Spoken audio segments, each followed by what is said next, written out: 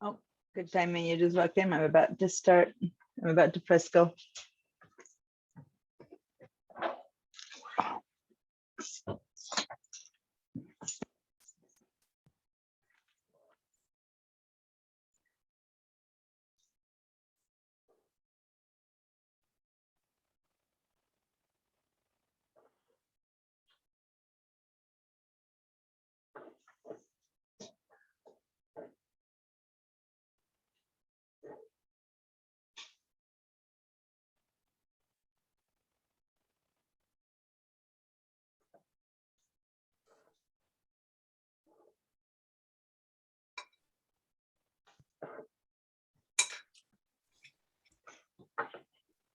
Hello, how's it going? Let me see. I've got my headsets on. I want to make sure I can hear you. Can someone say something to see if I can get your sound? Yeah, Hi. there you are. Good, hi. I hear, my headset's getting stuck in my hair. There we go. I changed. I used to have those big headsets. The cable got bad, so now I have these little wireless ones, but they get stuck in my hair. All right. Nice to see you, everyone. How's it going? Good. I have, let me see. I have a few minutes to go before people come in for the first session. So meanwhile, I just wanted to say hi, I'm Deanna. And we're going to give a couple more minutes before I officially start. I heard someone else trying to say something. Did I hear you right? I was saying hi, but do you want us muted? Hi. Not for now. Now is fine. Hi, Julie. Hi, Jan. Hi. Herman. Hi, Leslie. Hi. Hi, Mary. Hi. I made it in. Woohoo! Woohoo! Yeah, I saw your email today. Registration is definitely not easy. My husband, who in fact was part of the City College for many years, and he needed my help to get him registered for a course he wanted to take. It's and I even floundered. It's not easy, but you know they're doing their best. They are actually changing the whole system for the next. They said by spring, but since everything has been slowed down so much with the pandemic, I wouldn't hold my breath for it yet. But I'd say that maybe by this point in a year we'll get a whole new registration system. We'll see. Anyway, so welcome to our class. Nice to see you, Jack. I have asked some students to wait. It used to be that I had everyone start at the beginning, and then people who hadn't yet done this would have more questions and others would be kind of huffing. So I decided to just push people back a little bit so that I can support you guys first. So this isn't officially the MAC class. This is the how to do the class on Zoom class and first, and then we'll get to the MAC part of it. So I'll keep admitting people in as we speak, so people will keep joining us. Just so you know, as long as there is no noise in your background, it's fine to have your sound on, and so we can talk and say things as I say things. You can ask questions and things like that. But if you have a barking dog or people talking, just turn your sound off. But there's a quick way to get that sound back if you just need to say yes or no, for example, or if I go, do you do it? And I'll have to go, yeah, or something like that. So go ahead and notice that if you are clicking if you're having Zoom as the main thing that you have on your computer right now, if you hit your space bar and hold it down for just a second, like keep it held down, you'll notice that those of you who were muted, your sound unmutes.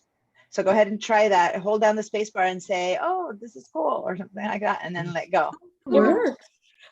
It works. Yeah. Okay. Now, when you have a different application running and Zoom at the same time, then it depends on which one is the main application. And sometimes you'll be on something else and you'll press that and it won't work. And it's because Zoom is kind of in the background while you do something else. But as long as Zoom is your main application, it'll work. So if you look at the very top left of your screen, to the little Apple icon, the very topmost left screen thing that exists, the Apple, right next to that, if it says zoom.us, which is what it should say right now, then you can use the spacebar thing because it means it's your main application. Okay. But say that you've clicked on your dog or your Finder or any other place. We'll learn more about these places later. Then you'll see that it doesn't say Zoom anymore next to the Apple. At that point, that's when the spacebar won't work. Okay, so all you need to do is use your mouse to click again or your finger to click again somewhere on the Zoom screen for that to become the Zoom main thing again. Okay, and that's how you get that to work. So 2 more people are popping in. All right. I have not had food since this morning, and I just grabbed a piece of popcorn from my husband's page, and now I have my popcorn all over the place. I'm sorry if you see me. Okay, someone's sound is giving some kind of someone must have two items on. So if you have like a monitor and an iPad, a computer and a laptop, 2 different things, turn the sound off on one. There we go. All right, so hi Al, hi Susan, hi Lily. How you doing? Nice to see you all.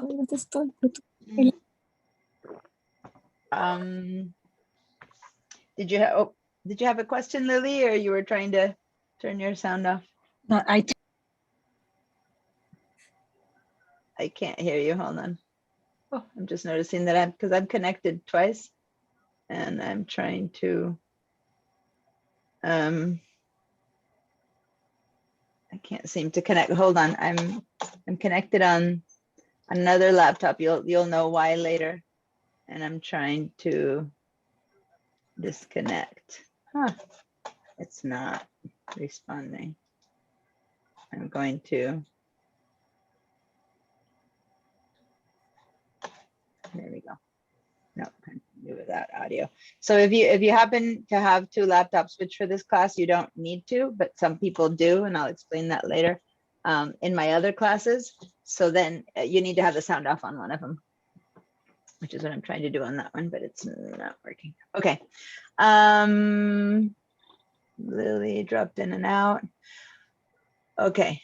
So here's so what I was just beginning to tell people in who arrived a little bit earlier is some of the details about how to work with Zoom. Before I start with the actual Mac class itself and asking, more about Mac and teaching you about Mac, I just want to make sure that we're all comfortable with using Zoom to learn how to use your computer, because you might have taken many other classes on Zoom. Maybe you were painting and you had Zoom and you were watching, or maybe you were participating in a book club, or whatever it is that you were doing. But there's this one thing that you probably were not doing, or you wouldn't be here in the beginning of this class, which is learning how to use your computer while you use your computer. So what happens is that Zoom kind of takes over your screen, right? And so then how do you use your computer if you're using Zoom? So I want to teach you how to get around using Zoom while you also have your computer on. Okay. So first of all, is anyone here using an iPad or an iPhone today? It's me now, but I have the Mac. I was waiting the Wi-Fi enter in my Okay. laptop, but yeah, now it's okay. So I will close in my iPad and I'm going to my Okay. computer. Actually, hold on. You don't have to close your iPad. Hold on. No? Hold on. Okay. Not really. Hold on. If you have a good, thank you for mentioning that, Lily. If you have a good connection, a good Wi-Fi that's powerful and stuff like that, and you do have, for example, an iPad, then it's not a bad idea what Lily mentioned. And so if those of you who you don't have to have 2 screens or something like that for this class, but if you do, then you can watch on one screen everything I say and work on the other one parallel to me. And it's Perfect. easier. Does that make sense? So that's when, if you connect from those 2 pieces of equipment, one of your pieces of equipment has to be the sound turned off. And I'll explain that for those of you who tell me you have that situation. But not every, so if you do have an iPad, then this is a great time to actually, yeah, go ahead and do that. Go ahead and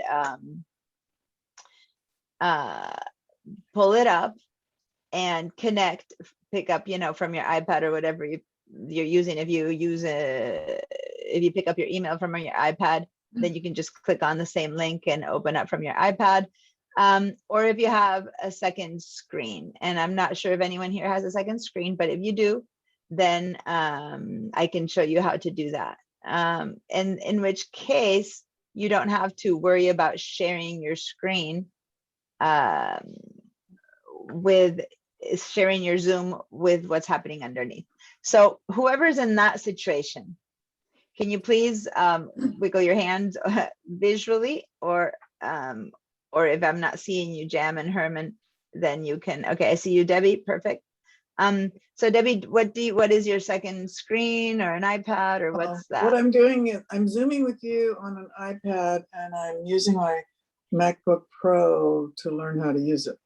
Perfect. And I see that your sound isn't a problem. So here's the thing though, for Lily and for Debbie right now, which are the only 2 who are telling me that you're already connected twice, you do need to connect from both computers to the class. So you'll show up twice. Why is that? At some point when I'm showing something and you're running into trouble, I'll say, well, show me your screen. You have to share your screen. And I want to show you how you do that. You can only share your screen if you have the computer you're working on connected to Zoom. Does that make sense? So Yes. say that you're stuck, it's not working, or I'm trying to show you something on your computer. So you need to connect from both. So on your second computer, whichever one it is, you'll have to connect. But at that point, when you connect, it'll say join with computer audio. And on that second one, say no. Okay, when you try to connect, it says join with computer audio, kind of asks you that always. When you have 2 screens, say no on one of them. It doesn't matter which, because one of them will have sound and one don't. But if you have both, you start having that big sound problem. Okay, so go ahead and connect from your other computer. And while you're doing that, everyone else who does not have 2 screens, let me show you how you're going to handle being able to work on your computer while you're on Zoom. So first of all, probably, I'm assuming when you open Zoom that your Zoom kind of expanded to fill your screen. Is Zoom kind of taking over right now for many of you guys? Yeah. So when that happens, you don't see the rest of your computer. So if I tell you, go to your desktop, go to your Finder, go whatever, there's nothing visible there. So you need to minimize that screen. Yes, Lily? It said join with video, the first question. You can join, it's okay. As long as I see video on one of them, you don't need to have video on both either. So you can say no to join with video. Or you can see it, like all the difference will be that I will see you or not from both screens, and all I need to see you is one time. Okay. And it uses less resources to not see the video. So yeah, go ahead and say no. And so now there you go. Now you popped in. So I'm admitting you in from that one. And then just say no. Oh, mute. That's what I meant. That's where you need to say no Is to the that me? sound. I don't know who it was. It's me. No, Debbie. it's Lily, because Debbie, It's you're me. not in yet as a second person. So Lily, excuse me, everyone. I need to help Lily because otherwise we won't be able to hear each other. So on your second computer, Yeah. go to the bottom left to where you see the microphone that says mute. Yes. See the I did little tiny arrow next to the microphone that says mute? Yes. Click on that little arrow, and then you can go up to choices and say leave computer audio. I got it. Cool. Yeah. There you Thank go. you. Now you're, oh no, I'm still hearing. a double sound. Pero ya So it's do not you me. have, Because yeah, it said it's Um, out without join. you're right. No, you're right. I- I don't, I am, I don't see. Diana. Now it might be I'm Debbie. joining right- Yeah. I'm joining right now, but I haven't joined yet. I'm joining right now. Okay. So, Someone and I'm else has turning two off. sounds. Debbie, who else could it be that has two sounds going? Because that reverb that's happening. A ver si yo hablo. No, no soy Okay. yo. Mary, I'm trying to see who's here twice. Who else is here twice right now? Everyone be patient. We're trying to, Mhm. this is why I had you all connect early. Not Susan's early, here but twice. before the others. Susan appears to be twice. Yes. I just Are did you it. there a second time already? Okay, I but did you don't now. have sound on one, so that's fine. Yes. And uh-huh. Debbie, are you there twice? Are you here twice yet? No. I'm still working on it because my husband said we got a new operating system and now it's asking me to enter my password so they can have all the information on my keychain. And I don't want to, I think that's a spam thing. So No, Keychain is awesome. I'll teach you about it. If you don't know how to use it, don't say yes, but the Keychain is the best thing ever. So no, I actually, do it's use not that, but spam. it says search party user agent wants to use your confidential information stored in FaceTime in your keychain. Okay, go ahead for now and say no. We need to explore where I that am, and message it is won't go coming away. from. It won't go away, so I'm going to shut down and start over. Yeah, when So you I'll first be install, so there you just eventually. installed a new operating system is what you're saying? Okay, so I'm gonna mute everyone because I'm hearing that double thing. And then we'll test and see if Lily or Susan or whoever is here twice speak. So now everyone has been muted by me. Okay, everyone. All right.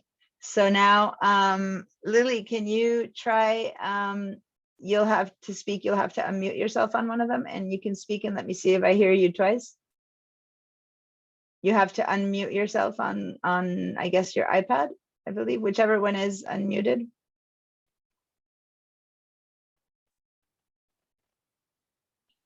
I can Sorry. send you a Yeah, little. hola, hola. Okay, Hi, hola. hi.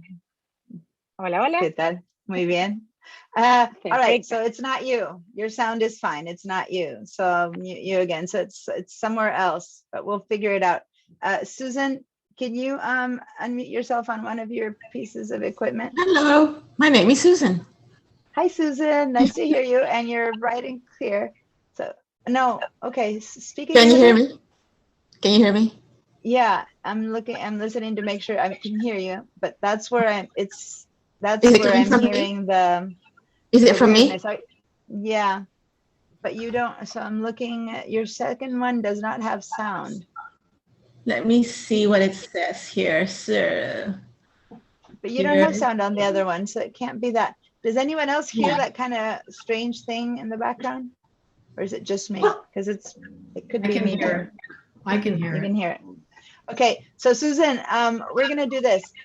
It's okay, because it's not the full-on Wait, reverb. Hold on, you know what? Let me share my screen to this side so you can, where is It's okay. that? I can see that your second computer does not have sound. And in fact, that's my dog. So I'm going to mute myself for a second because my son is coming home from school.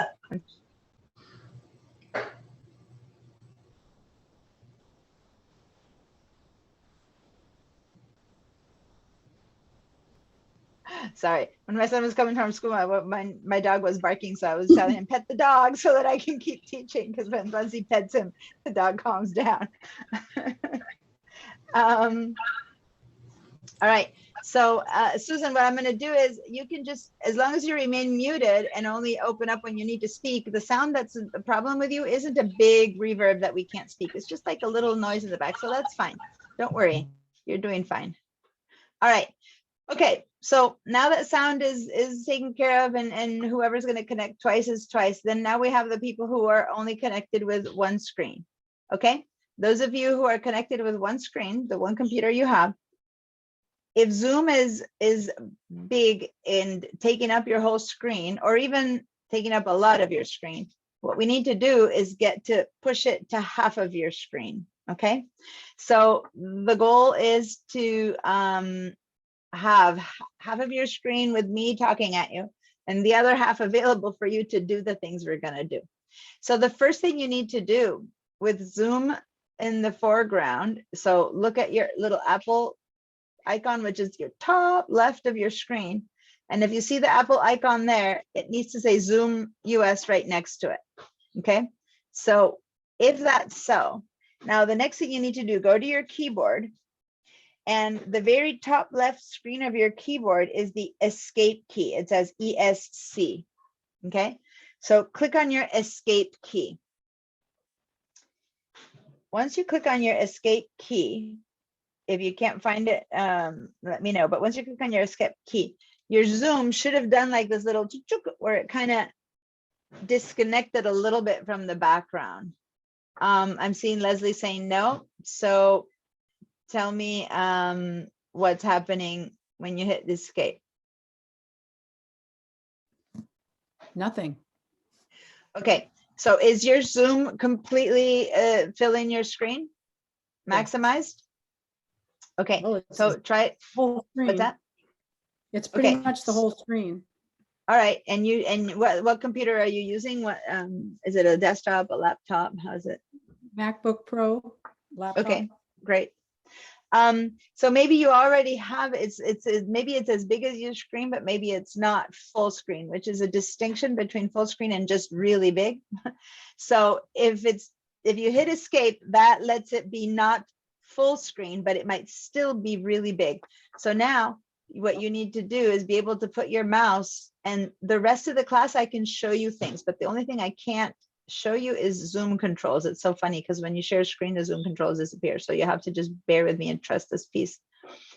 Go with your mouse to the edge of the black area that has Zoom or white, whatever color you have yours, and wait until you see your mouse turn to very, very tip of your mouse, the very tip of your mouse, and the edge turns into a little double-headed arrow. If you see that happening, then you can click and just drag to make it smaller, make your whole Zoom screen smaller. Is that working yet? Yes. I have a couple, it worked this time? Okay, great. So then you can move us all in and see half of your screen now available. And here's my request for everyone. And you might not yet know how to do this, but if you do know how to do this, please try to close every other program that you have running. So if you have anything else running and you know how to do this, close them. If not, I'll walk you through this. But ideally, when you're on Zoom, you'll only have working on your computer. We're trying to learn how to use your computer. And if you have other things working and popping up, it won't help me teach this class where it's the actual use of the computer. So so I need everything to be turned off when class starts as much as possible, and we open only the things that I'm teaching you to use. Okay, so Julie, yes? I wasn't able to shrink you unless I do a pin. Okay, so hold on. It's not so much me, the person speaking, that you want to shrink, but the whole window, right? So what, you already hit the escape key, right? Yeah. On your keyboard? Okay, Right. so now outside the window that has all the meeting controls and me speaking and the little strip where people are there and all of that, on the very edges of that, try and see if putting your mouse tip point right to the tip of an edge, whatever edge that might be for you, left or right or top. And then when it gets into a little double-headed arrow, that's when you click and you drag it in. Did that work? Is that working, Julie? I'm moving it around, but it's not shrinking it. Okay, so if it's moving, if you're moving it around, like you can move it, Yeah, then I see the, the announcement for the Zoom meeting. okay, so that one you can close. So if you guys see the announcement for the Zoom meeting behind you anywhere on your screen, you can close that. We don't need that anymore. The Zoom will keep working. I see your hand, Mary. Give me 1 sec while I finish working with Julie. Thank you guys for being so patient and while we're getting all this set up. That was my So- question. So thank you. Oh, Okay. okay, great. So yeah, that announcement is once the class started, you can close it up. Okay. Here's the thing, you guys. If you want to just see me speaking because you love my face, you're welcome to see me speaking. Or you're welcome to see the whole class, see us all as a group. And depending on what you want, if you go to the top right of your Zoom window, it'll say either view or gallery. Do you see a little icon that says either view or, it just says view. And when you click on view, it says either speaker or gallery. So if you hit speaker, then you're seeing me on your screen or whoever pinned themselves. So like if someone has been pinned, and then they might be on screen. So like right now I'm seeing Mary on my screen, which is not normal because usually it's if you were making noise and you're not. Did you pin? I'm not sure why I'm seeing Mary. It doesn't matter. When you see view speaker, are you seeing me really big talking? I'm on my iPad, but here I have you on gallery. Okay. So then when I speak, you see me, and when someone else speaks, you see them, right? It's kind of, Yes. okay, Mary, On my, okay, so my iPad, I have you, I have speaker view, and on my computer, I have gallery view. okay. That help? Whichever one you choose to see, the one that's on your, you choose your favorite, whatever is your favorite way of seeing me. What matters though, to me, I see you all as gallery, so I can get a gander at the whole class happening when people raise their hands or have questions. But when I share my screen, because that's what will matter, you'll want to see my screen as big as possible. Then that's when you should have me on speaker, right? So you'll see when I share my screen, it's going to take over. It's going to do that. It's, so that way you can see me speaking. Herman, I see your hand is raised. Any questions? Yes, can you hear me? Yes, I can. Okay, great. I am using the Mac. Yes. And on the participant side, it says Yeah. me as the host. Actually, no, that's fine. It's you're not the host. Don't worry about that. But it says me because you see it saying me because you are you. Like I see it saying me for mine. But for the rest of us, it says Herman. So that's okay. It's just you are the only one seeing that. So no problem. Thank you. Now I want to explain what he meant about the participants because some of you might not know what he's talking about. So let me let someone in who just arrived, and then here we go. I hear a little ding, like a little bell while people are in the waiting room, and I go let them in. So let me just say it's almost 2, so a few more people are going to be joining us soon. So for example, hi, Bill, how are you? So if you're ever stuck in the waiting room because maybe you arrived a little bit late and I'm just talking and I don't hear the ding ding, you might need to sit there for a little bit until I pay attention to the waiting room again and let you in. So if that ever happens to you, just be patient. I'll know you're there. I just need to get to let you in. It's a security issue where when all of this pandemic started and went on Zoom, people began to show up into Zoom meetings and doing weird things. So now you have to be allowed in by me.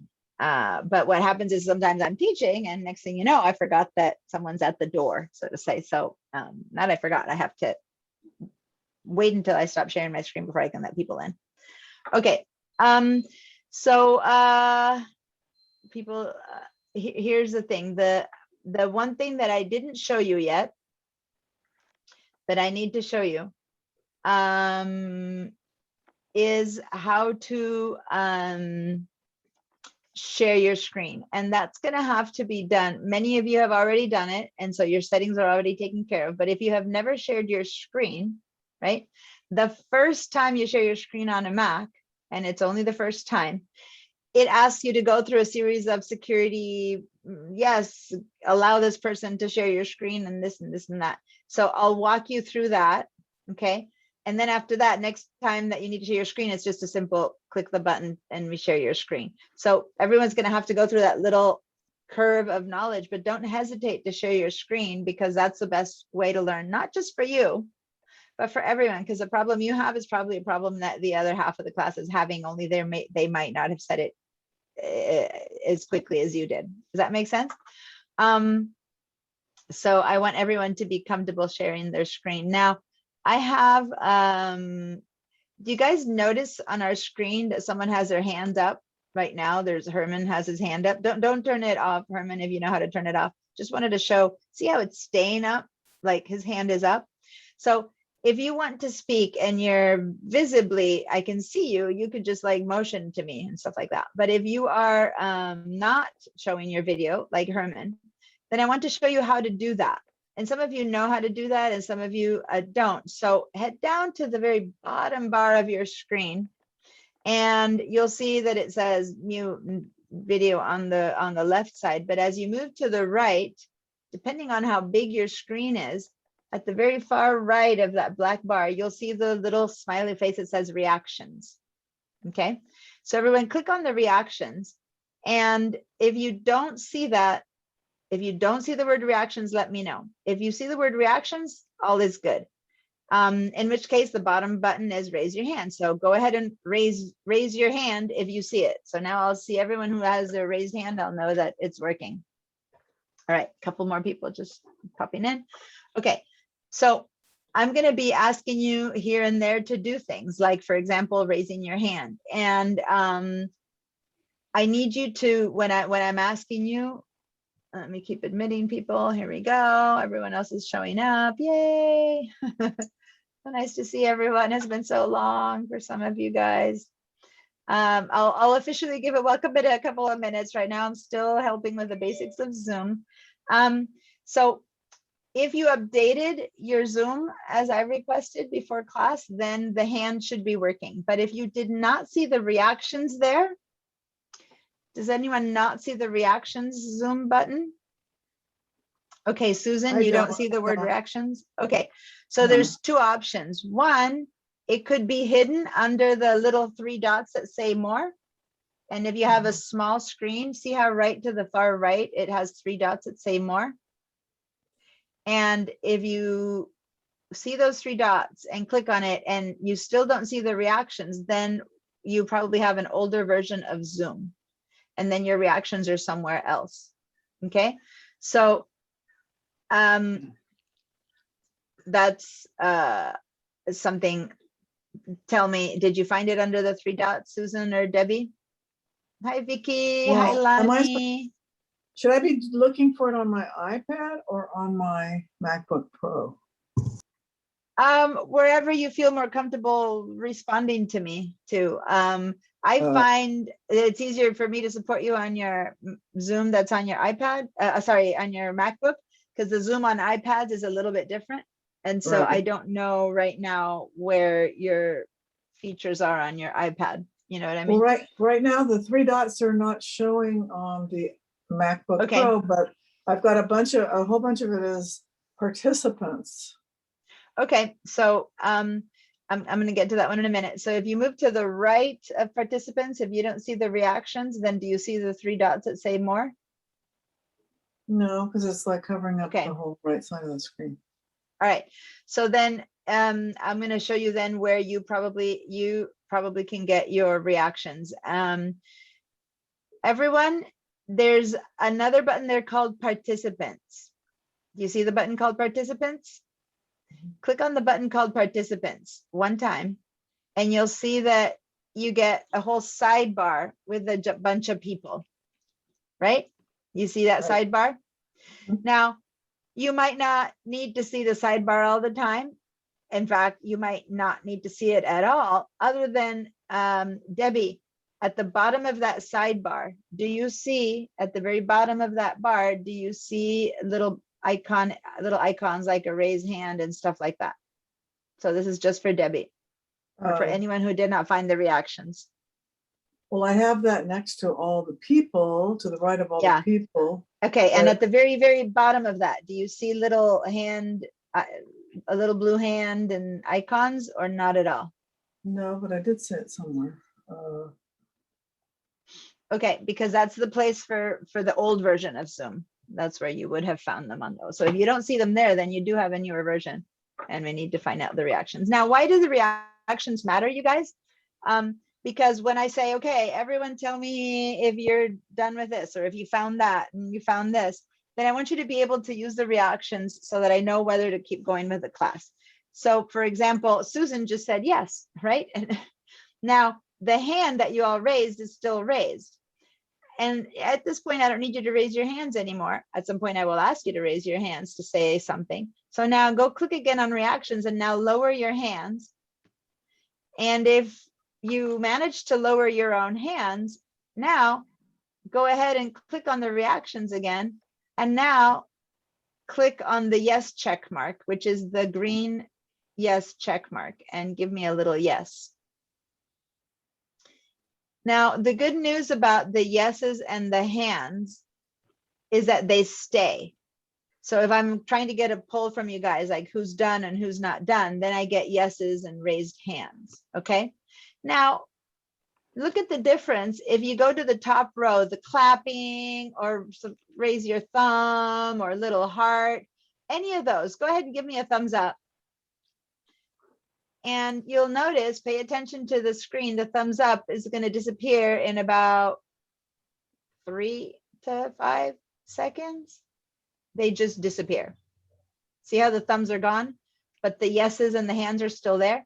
So when you want to say, yay, thumbs up, go ahead and do that. Yay, clap because you like what I said, go ahead and do that. But when I'm asking you, okay, everyone say yes or no to something, or raise your hand, it's different because that means that I can count on how many people are using OS Mojave. Raise your hand. How many people are using OS Big Sur?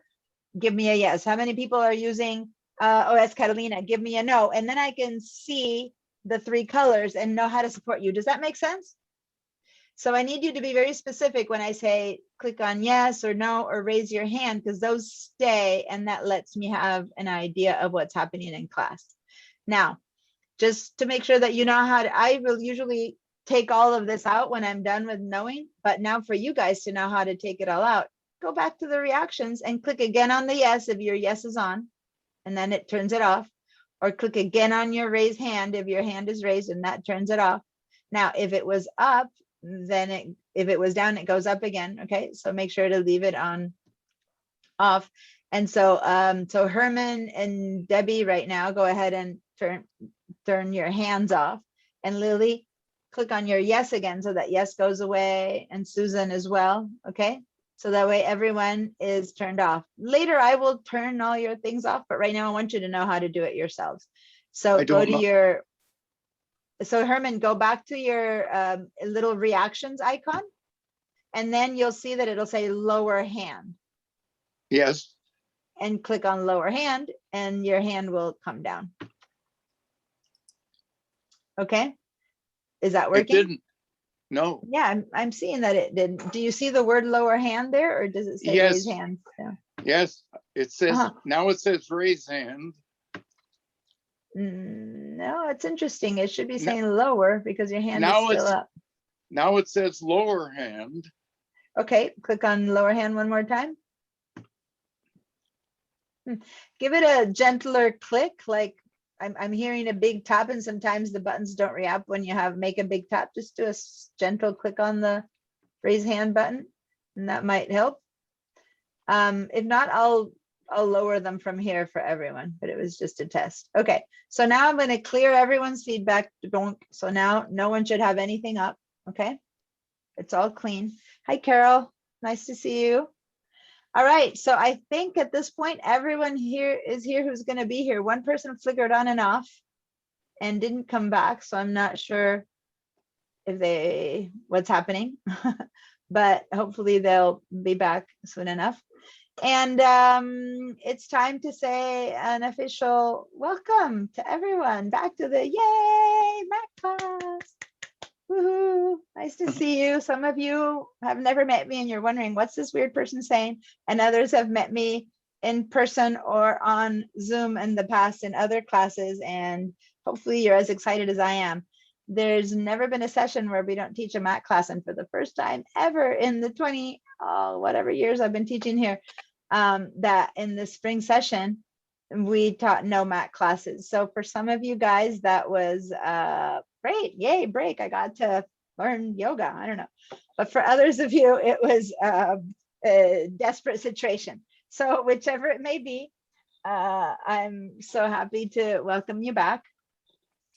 Thanks for daring to do this. A lot of people are still not daring to do classes on Zoom. So I thoroughly appreciate those of you who need to learn how to use a computer yet are willing to do it on a computer. So kudos to you guys. For those of you who don't know me from the past, my name is Diana, and I say Diana just because I say it in Spanish because I'm from Argentina. So if you can't say Diana, you can say it whichever way it comes out. You know, you're welcome. You don't even need to call me. I can usually see it in your face when you need help. But if I don't see your video, if your video is turned off, then you'll have to ask for help with the little emoticons or reaction buttons that I just showed you. But anyway, let me just say that some of you guys have taken Mac classes before. If so, go ahead and give me a yes. Everyone go who's taken a class with me or with Bruce before, just has taken a Mac class versus learning on your own. Go ahead and say yes. Yes. Cool. Now, you can Yes. also try to go, Herman, to your reaction buttons and give a little green, click on the green thing that says yes and try that one out and see if that works. So the same place where you raised your hand, go click on that again and see if you Okay. can click on a green yes.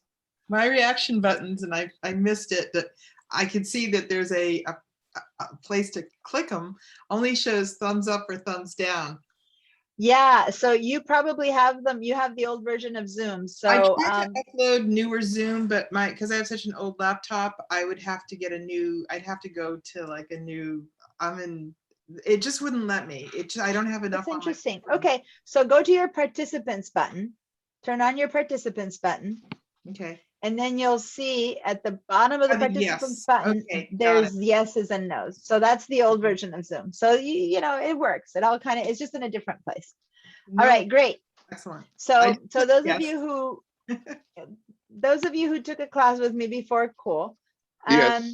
How about those of you who with me or with, you know, took a class? How about those of you who have had a Mac for a long time, so you know, kind of know how to use it, but you know there's a ton of stuff you don't know, but you're a Mac person.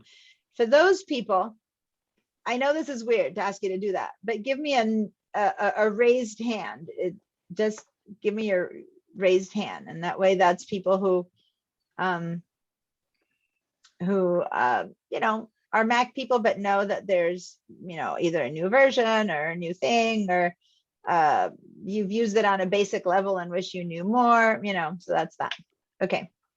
And then if anyone's pretty new to the Macs because they've been having a PC before and they just were given a Mac, you just bought a Mac, you just decided you're going to switch to Mac. So Macs are new to you. Go ahead and go to the reactions and give me a no. Which is kind of like a negative, but it just helps me distinguish, because it's different to not know the system than to know it and just need to know more. You know the difference? Okay, so Lily, you came from a PC and you were comfortable using PCs before? Yes, very comfortable. Okay, great. Because again, there's a difference if you're a computer beginner or if you're just you know, switch cars, right? Because you used to drive one stick shift and now you're driving another car. That's, you know, PC to Mac versus, hey, I've never driven. That's a different conversation, right? So if you are new to computers or feel that you've had one forever, but you feel basically new because you really don't know very much about computers, please let me know that. And I've run out of icons. So go ahead and right click a little no also if you are kind of new to computers. so that I know that. All right, and it's, by the way, no matter where you are in the world of computerdom. Hi, Jan. Okay, I got you. Nothing is wrong. You're all going to learn a lot today, okay, or over the next 6 classes. So, but it just helps me kind of know. Now, although I got a gander and I took some screenshots of your answers, when sometimes I'm asking you when you're running into trouble and you don't see the thing that I'm showing you, just remind me and say, oh, remember I used to do this on a PC, and I'll go, oh yeah, and then I'll know how to speak to your needs, which is different. Or say, well, you know, remember I told you that I've had a Mac forever, but I never saw this. Or yeah, no, I'm new to computers. Like, give me a little reminder sometimes, because then I usually can tell by where your questions, but sometimes I'll need your help to remind me what kind of knowledge of computers you have. Okay, so I'm clearing all your feedback now, so thank you.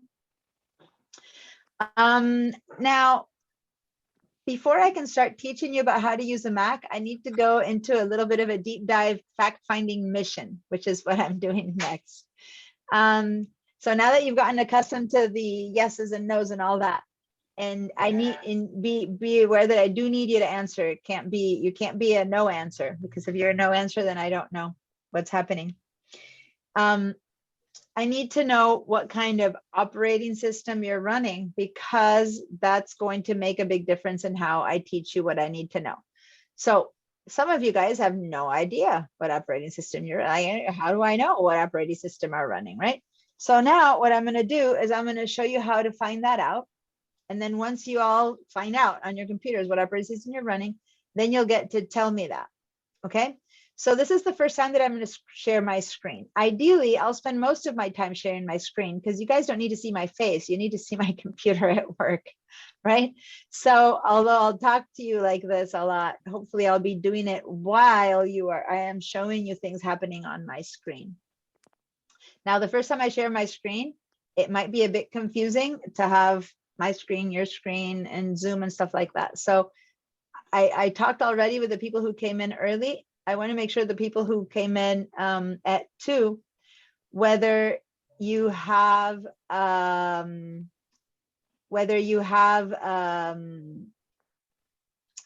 figured out how to shrink your Zoom to see only half of your screen. And if you don't remember that, I can give you a reminder.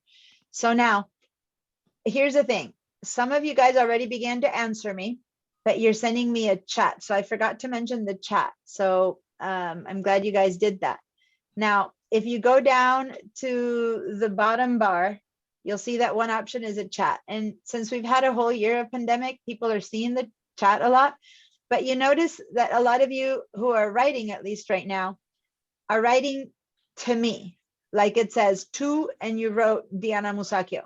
And my request is for the class to understand what the questions are, is that you change that and say to, and then say everyone. So you need to the very top, it says everyone in meeting, okay? And then when you write your answers, everyone will see that, okay? So you don't need to, if you know what operating system you're using, go ahead and put it in there. If you don't know yet, then I'm gonna show you now how to see it, okay?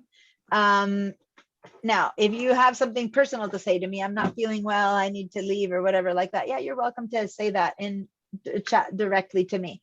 But for class answers or questions, please make the to everyone so that everyone sees it. Okay, so now I'm going to share my screen, and this is when it kind of all starts happening that you might or not see see everything that I'm showing you well. So I'm going to move this other laptop, and here's why I have a second laptop connected. And I need to move it over here to see it better, because I need to still, when I share my screen, I need to be able to still see you guys. I moved my laptop and suddenly my cables are not long enough. Here we go. So you might notice that I show up somewhere also as Diana Musacchio, and that's my other laptop. Okay, so now that I've shared my screen, guys, there's a couple things that are happening. And one of them is that you are seeing probably, maybe, depends on your settings, that my screen the Zoom filled your screen again. You know what I mean? When someone shares a screen, sometimes that fills people's screens again. And I'm not sure if that's what happened to you, but in case it is, then I want you to hit that escape key again to reduce the size of your screen. And then the other thing I'd like you to do, and I'm going to actually change the screen that I'm sharing. Give me a second here. I'm actually going to share that screen. There we go. I have a few screens up here and I have to handle the controls a bit differently than you do when I do this. Okay, so now I can watch you better. So now notice that there's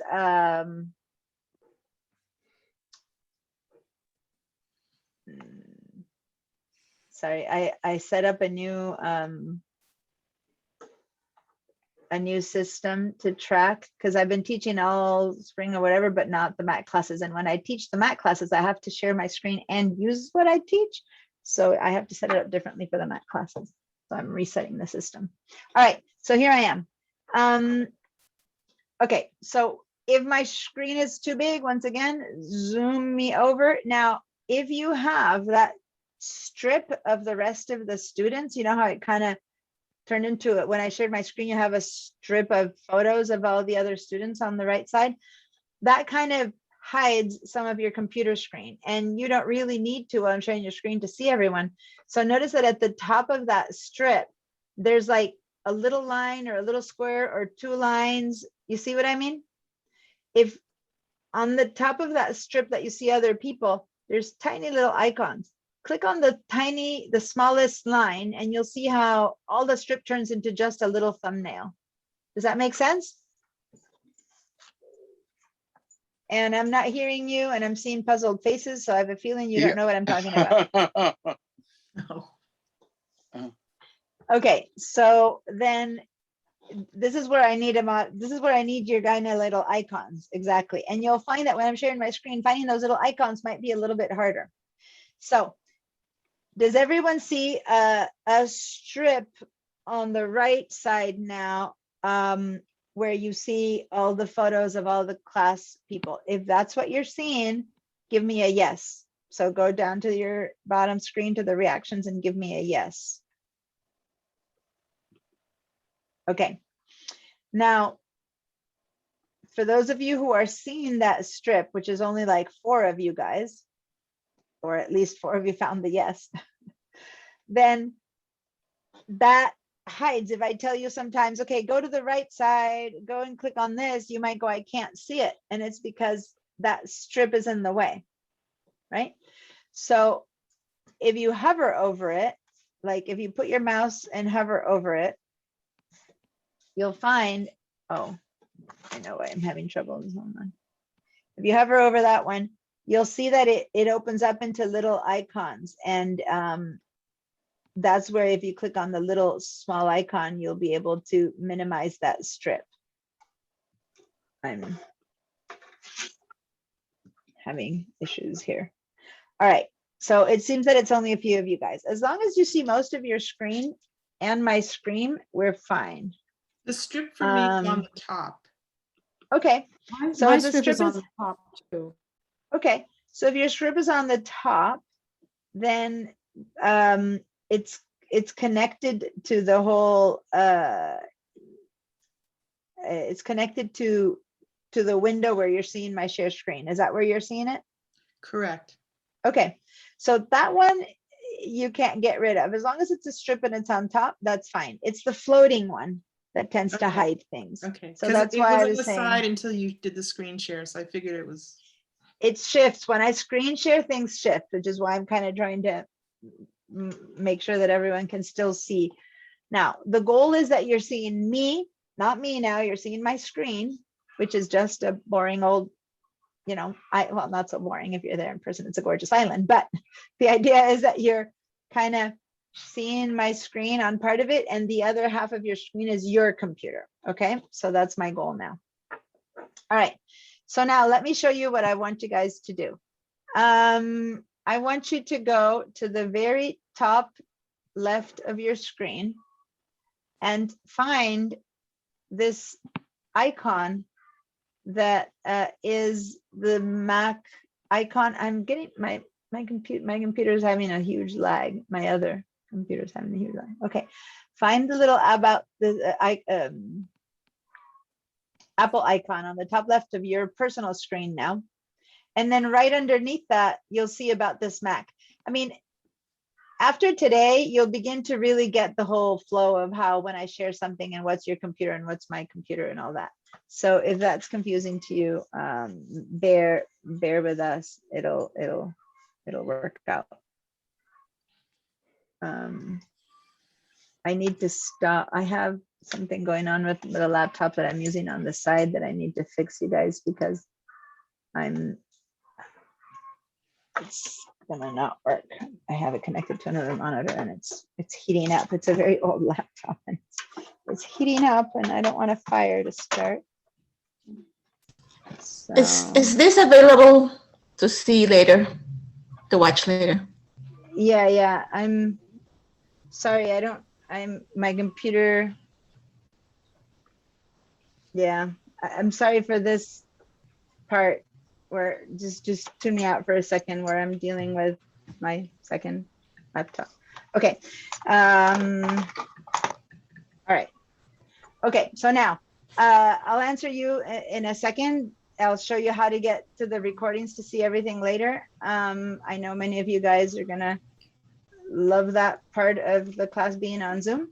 But first, let me finish this, which is to show you, once you click on, once again, you go to the Apple and about this Mac, that shows up in the middle of your screen, that there is your OS. So Mac OS Catalina is the one I'm on. Now yours might say Mac OS Big Sur, it might say Mac OS Catalina, it might say Mac OS Mojave, Yosemite, who knows what it says there. And that's what I need you to answer right now. I need you to tell me what it says there, okay? So I need you guys to go to that place and write down in the chat what you see. And that's, let me see, I'm gonna start reading what you guys are saying. And there's some Big Sur,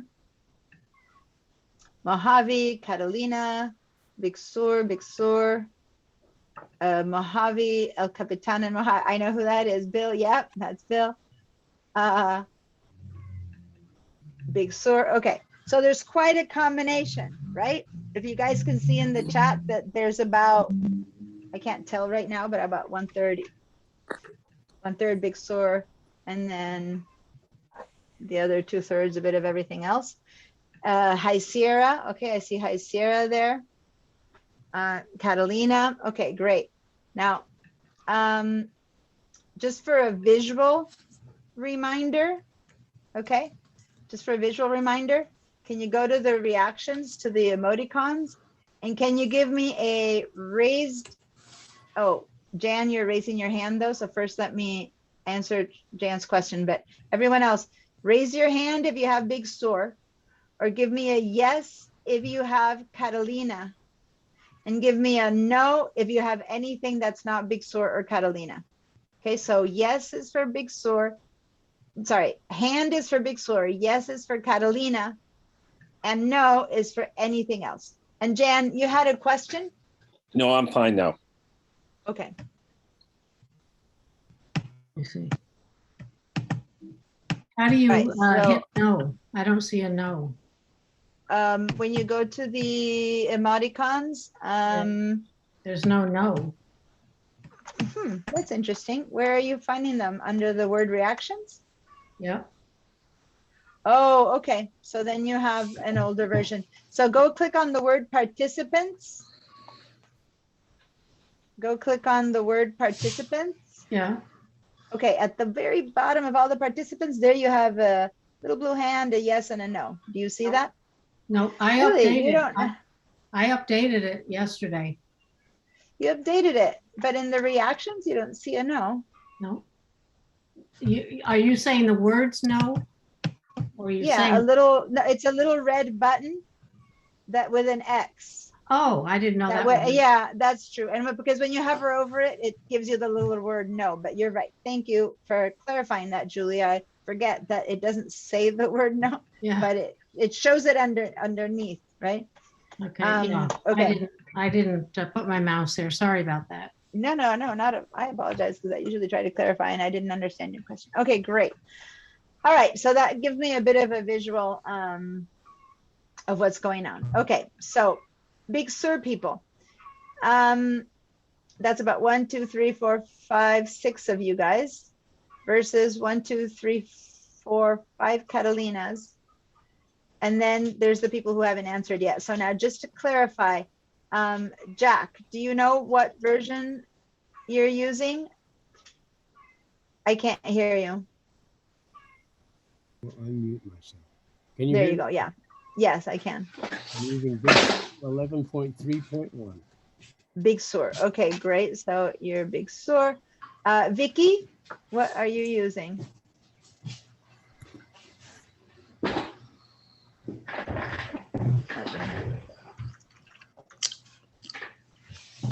I'm writing a message now, or I'm just recording the ones that I haven't recorded because then I can use the chat. Vicky's got Can you say that again? I'm sorry, Vicky. Catalina. Catalina, thank you. I spoke over you. Vicky already wrote it in there. Okay, great. I think that covers everyone. Debbie, what are you? A Big Sur or a Catalina? 11.3.1, Debbie. Big Sur. Okay, great. All right. So here's the thing. Many of you guys, and Lonnie, Bill, Lonnie, and I saw someone else, Carol. Okay, I'm gonna mute people because I'm hearing a lot of movement noises. There we go.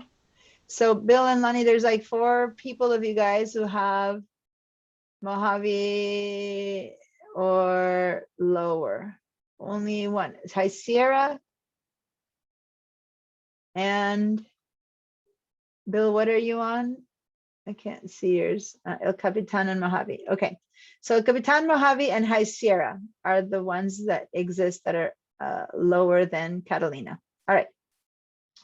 So El Capitan, Mojave, and High Sierra physically have some changes where what I show, I'll have to show you screenshots of older versions sometimes for you to understand what's happening, and I have some of the screenshots and sometimes I don't, but I'll do my best to understand when you're not seeing something though.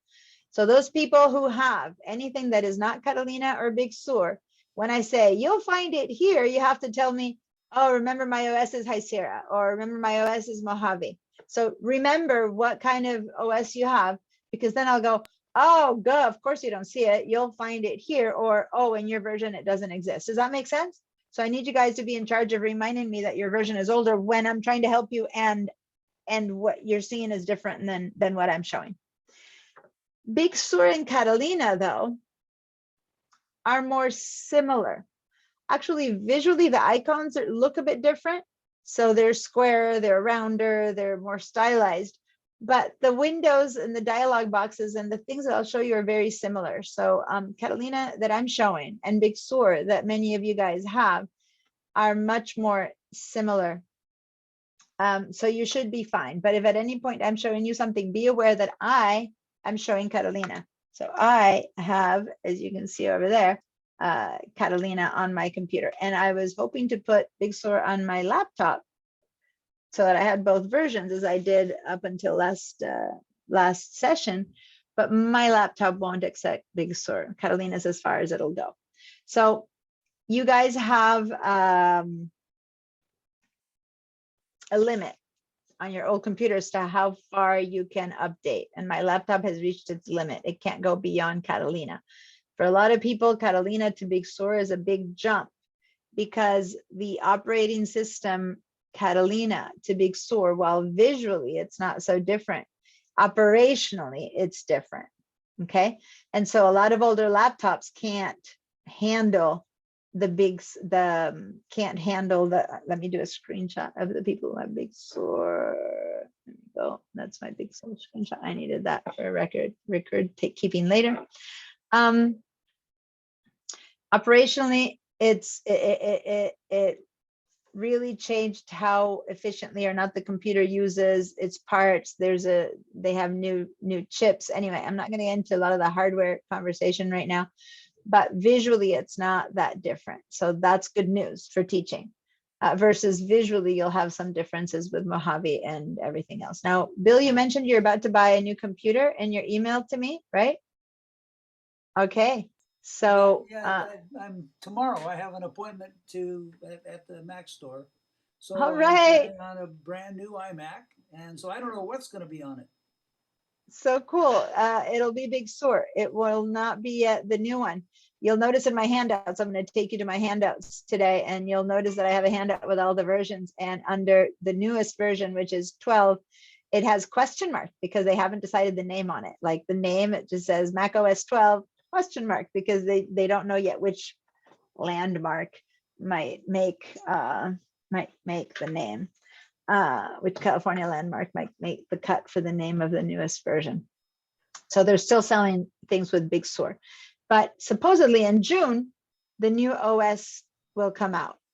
Okay, so the newer operating system will come out of OS. I highly recommend that you do not upgrade the moment it comes out. Hopefully, you'll still be in class. You'll be in the Mac OS level 1 or 2 when that comes out, and we can talk about it. But I always tell people not to update the moment you can, the moment it appears, because at first there's lots of bugs of all types and kinds, and they have to clear that up and let the experts use it until they've put out all of the fixes. And then when it's kind of safe, usually about 6 months in, depending on the version, it's safe for everyone who has a computer new enough to upgrade to the new version if necessary. Now be careful. Upgrades can cost you compatibility with devices like printers or phones or iPads. If you have like a very old iPad and a very new phone, they're not talking the same language. They're talking, great grandfather and new baby being born. It's still probably English at some point, but they stop really being able to understand each other, right? So we need to we need to make sure that no one upgrades in a hurry to 12.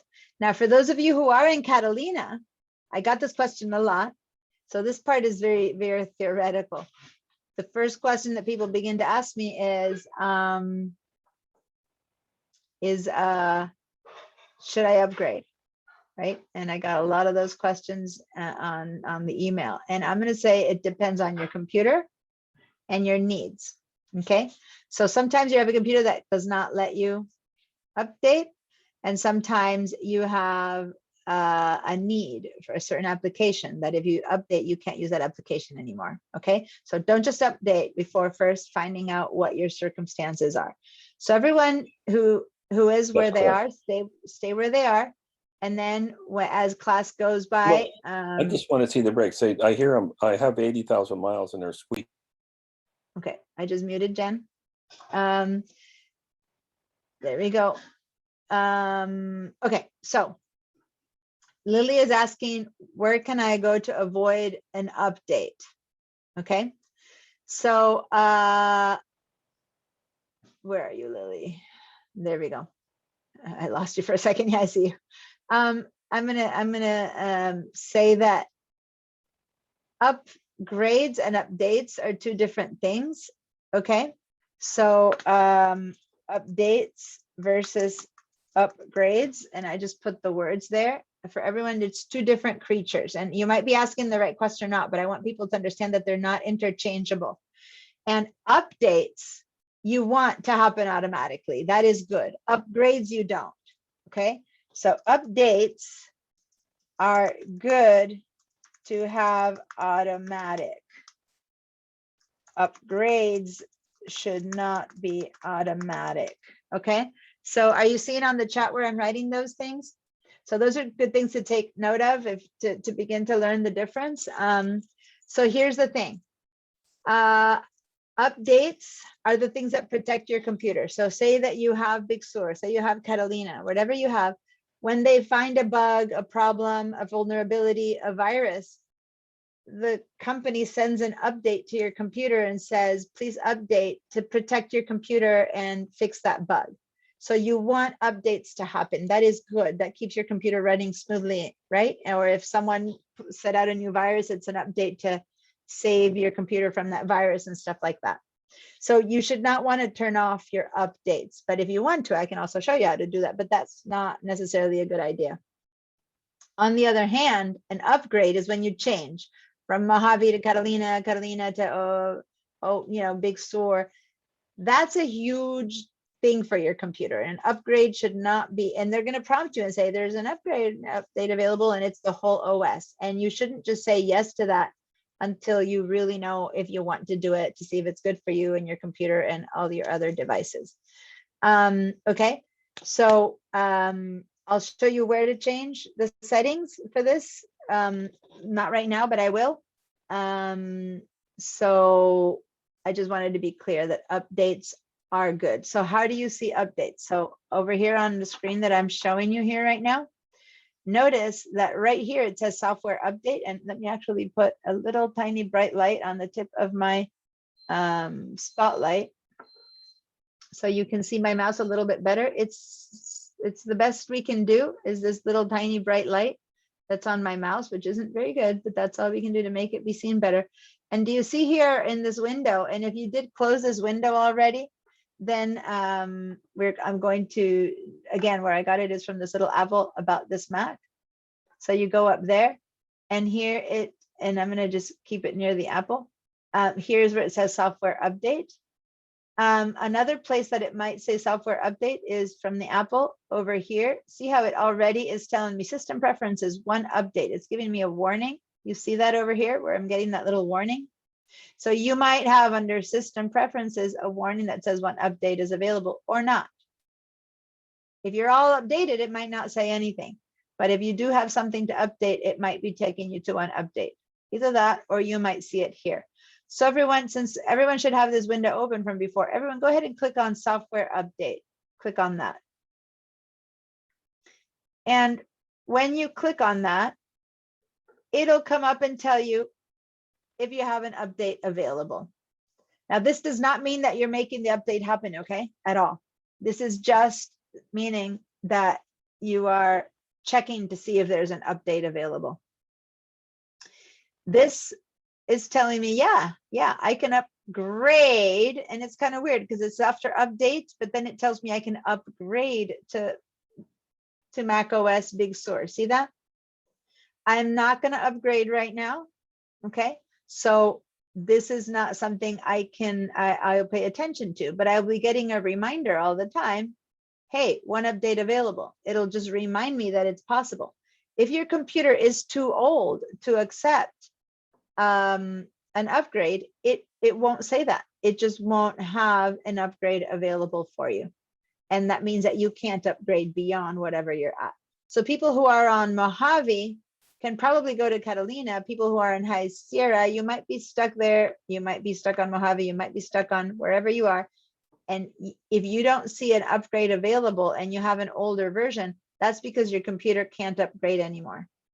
Okay. So I'm going to clear all your feedback. And who sees in that window the option to upgrade to something? If you see an option to upgrade to something, give me a yes.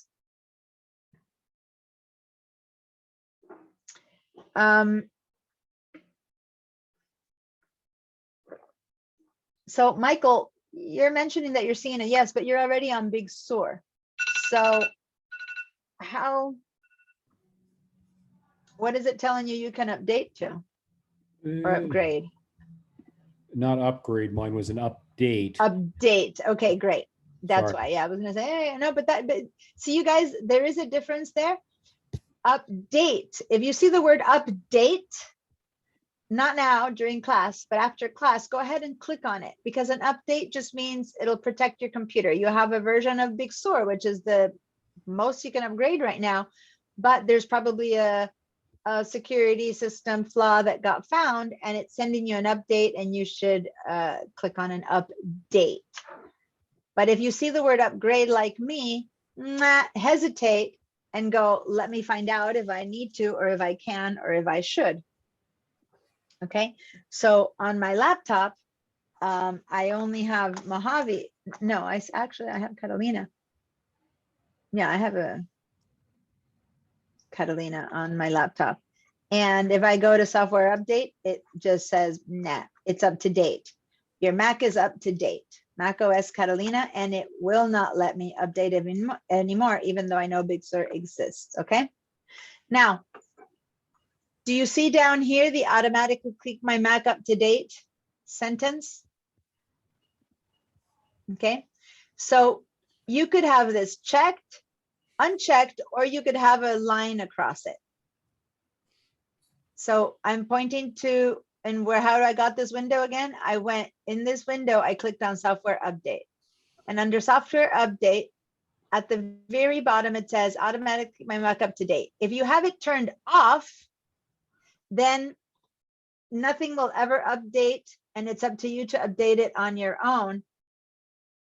I would say that off is not good because you don't get protected from the basic virus kind of things. So I would recommend not to have it off. But what you can is have it either on or on this in between. This little line is an in between choice. Okay, so what that in between choice is, let's see, click on the word advanced. And here's something that's very important, guys. If I am showing something and you just have no idea where yours is, what I'm showing, like you're not following me, that's really important to stop me and say, I can't find it, because then I can help you find it. If you are lost because I'm going too fast or something like that, ask me and I will show you again. That said, this class is being recorded, as you can all probably see by the little thing on the top left that says recording. When the class is done, I will post it. It takes like 6 hours between I get the recording, I have to transcribe. It needs to get posted to YouTube. I need to get subtitles transcribed. And then after that, it becomes available for you guys to watch. So usually it'll be by the next day, or because after this class is over, I teach another class that goes until 9 p.m. So I don't get around to dealing with the recordings until after that. So they'll usually be available on Wednesday morning. Does that make sense? And when that recording is available, it's not edited. It's this whole thing that's being recorded. So I have a very important tip.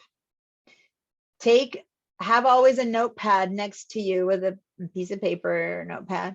And when you see something that you know you'll want to listen to again, write down the time and say, oh, it's 2:45 p.m. and she talked about the automatically update, just put in a number like update or upgrade and put 2:45 p.m.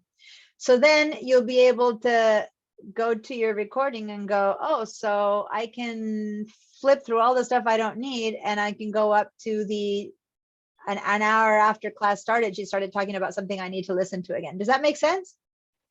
Because the recording will be all the many hours that the class takes, and you can know where to go by writing it down, or you can kick back and sit back and listen to the whole thing, right? So I'm not saying you can't do that, but a lot of people wonder, how do I find this or that in this long class?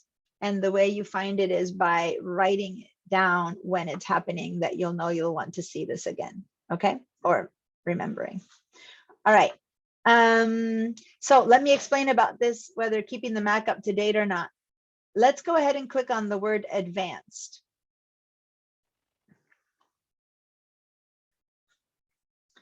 So once again, what I was saying is that if you're lost right now, yes, you can catch up with the recordings, but what if it's not that you're lost, but you're trying to do this and you don't have it? Then even if you watch a recording, if you don't tell me what your problem is, I won't be able to tell you where you might have it. Does that make sense? So especially if you have a different system. So please interrupt me. Please ask questions. The most important thing for me is to have you being able to know that this is a live class. And that's the difference between watching a recording and a live class. It's for you to ask me questions, for you to show me your screen, for me to share my screen with you, and to have it be interactive. Don't want you to go, oh, I couldn't understand. Now I am seeing a note from Lonnie right now saying your screen isn't big enough for me to see what you're pointing to. Thank you for writing that, Lonnie, because there's a way for you to see. I can't change the size of my screen, but you can change the size of what you're seeing. So let me show you how to do that. So for Lonnie and for everyone for whom you're saying, oh, what she's showing is too small, which I'm sure is many of you guys, okay? You have to change what you're viewing on Zoom. So now, go up to your Zoom tools where it says you are viewing Diana's screen. You see a big green, you are viewing Diana Musakio's screen. Do you see that big green line? So it's at the top of your screen right now.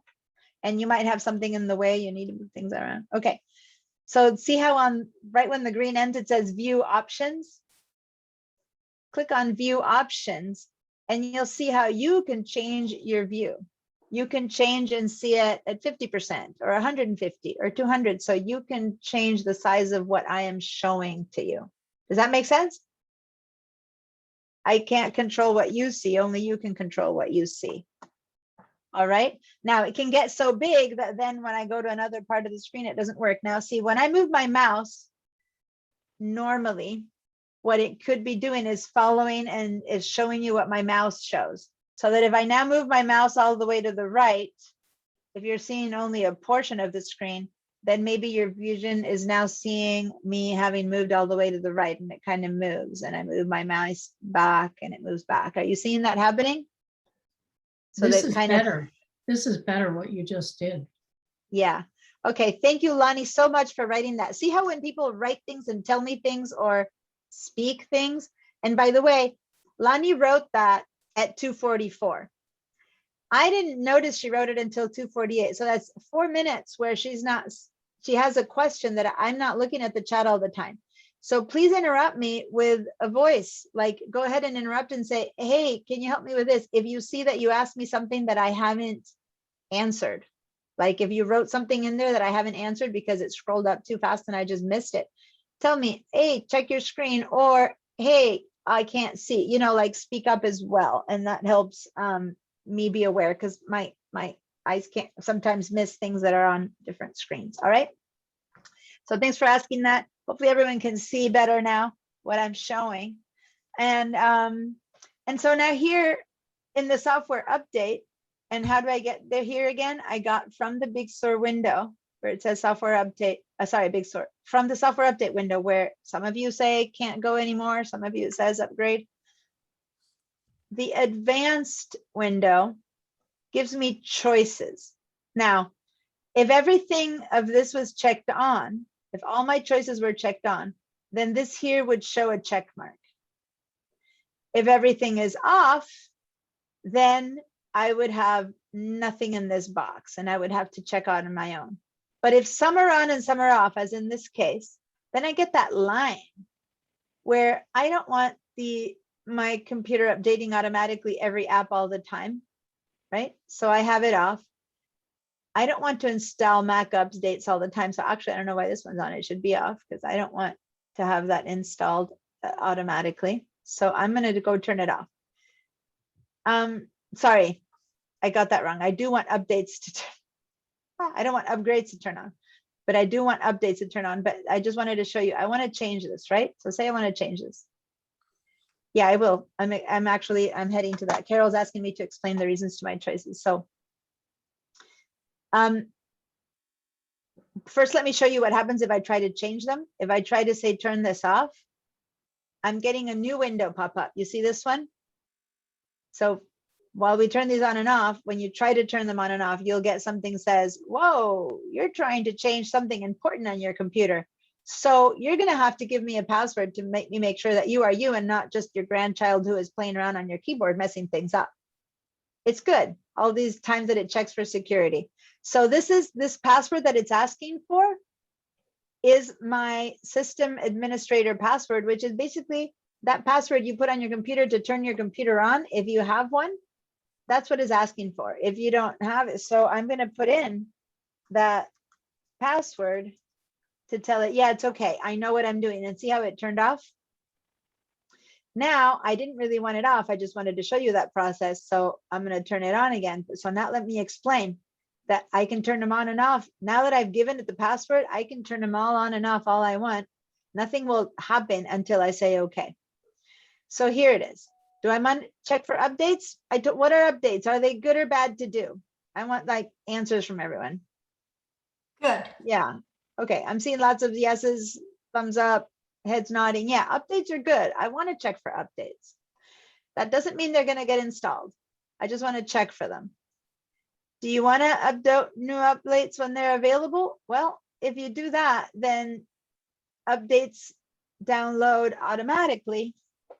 And I'm not sure that an upgrade I would want to upload automatically, but an update, yeah, I do want an update to happen. Updates are good for OS. Install Mac updates, yeah, yeah, go ahead and install Mac updates. I want to keep my Mac OS installed. Yes, Susan? Can I, 1 second. Oh, now I don't hear you. I was hearing you before. You, when you put on your password, does it automatically lock it again? After like 10 minutes or 5 minutes or something like that, it automatically locks again. Yeah. Oh, okay. So So it's you don't not have like to now you- put it. yeah, because this is a security system. They if you walk away and go have coffee or someone comes up to your computer, they could really mess up your computer. So after a little while of not being active, it relocks. Does that make sense? Yes. Yeah. So Thank you. all right. So install Mac updates. Yeah. So whenever it's the word updates, you want it for the OS because you want your computer to work the best. Now, do you want to automatically install updates from the App Store? See how once I click that last one, this check mark turned into a yes?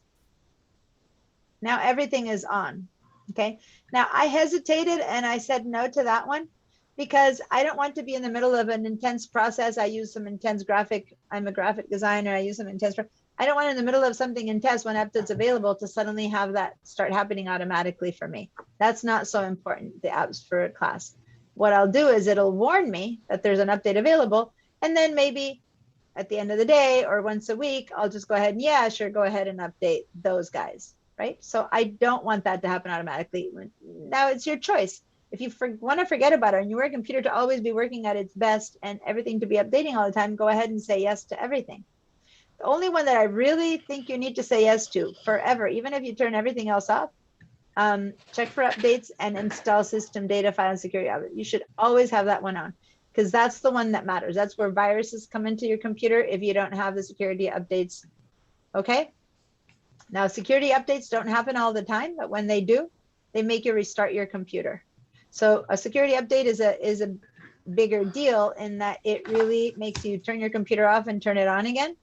But when there's one of those available, you want it to be done because that means that your computer has become vulnerable to something and they're preventing it.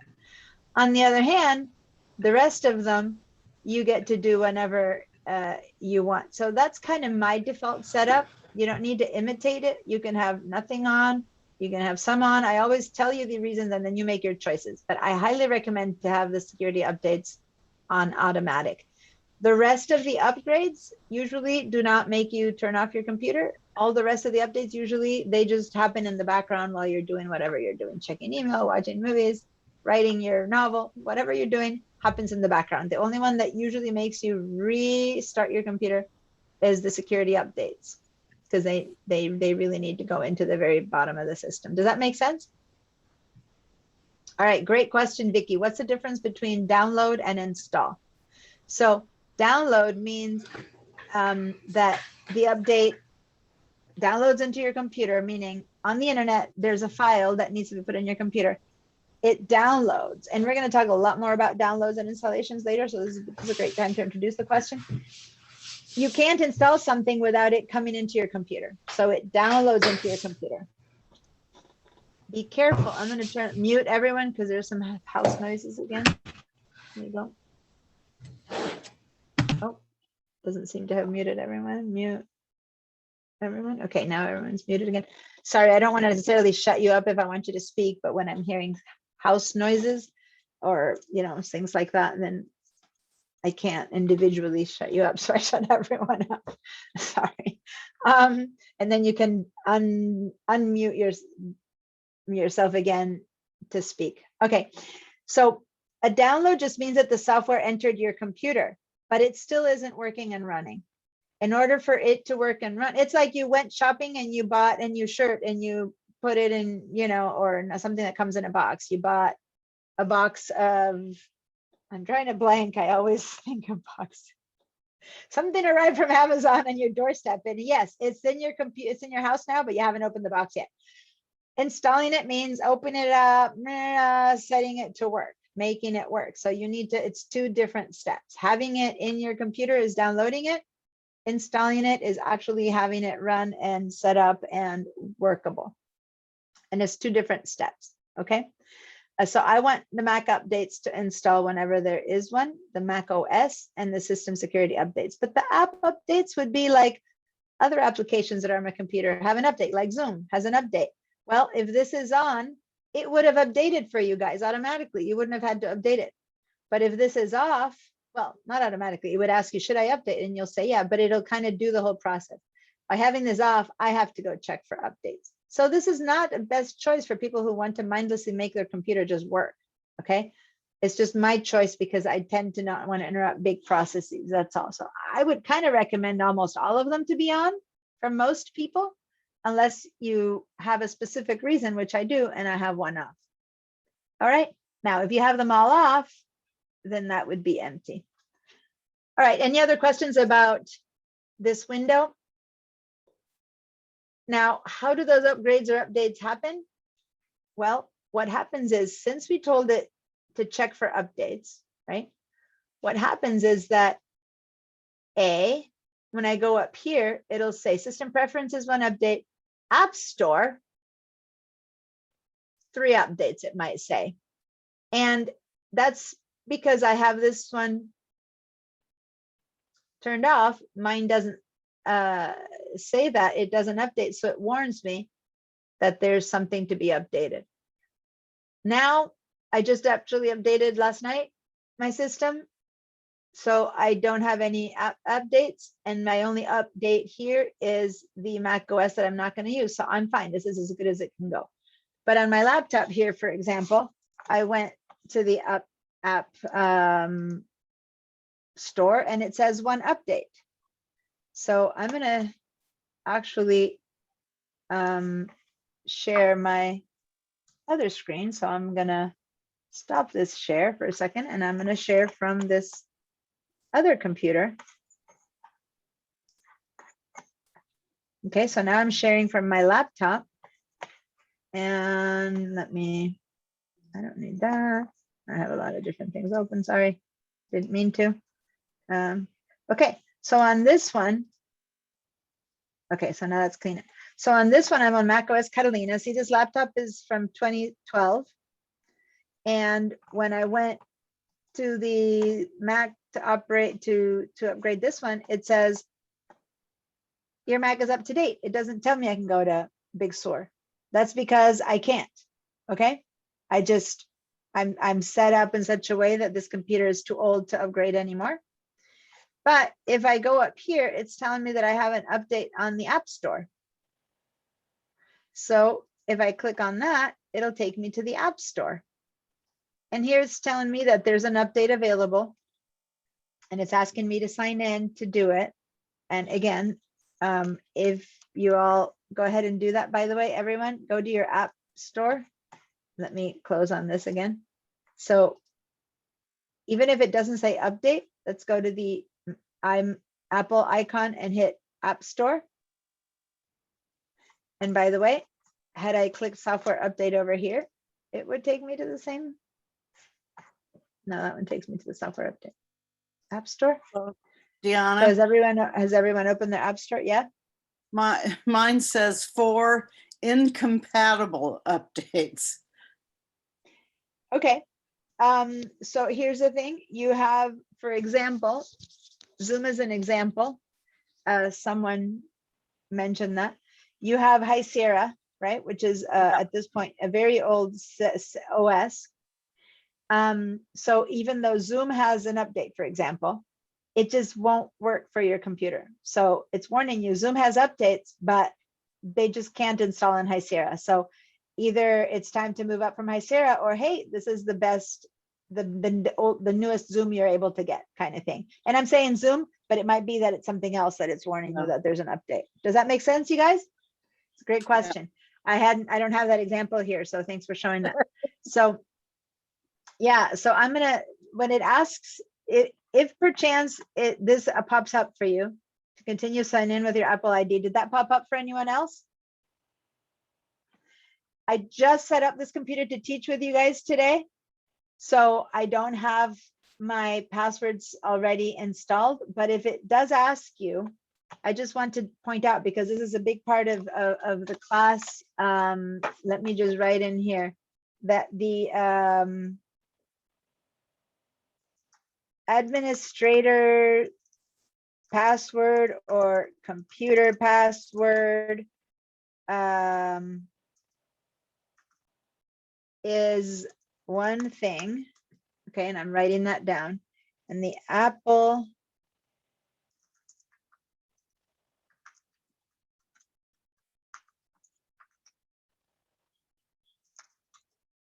so I'm saying thing right now because I want to distinguish right now the groups of things, and then I'll explain exactly which. But the first time,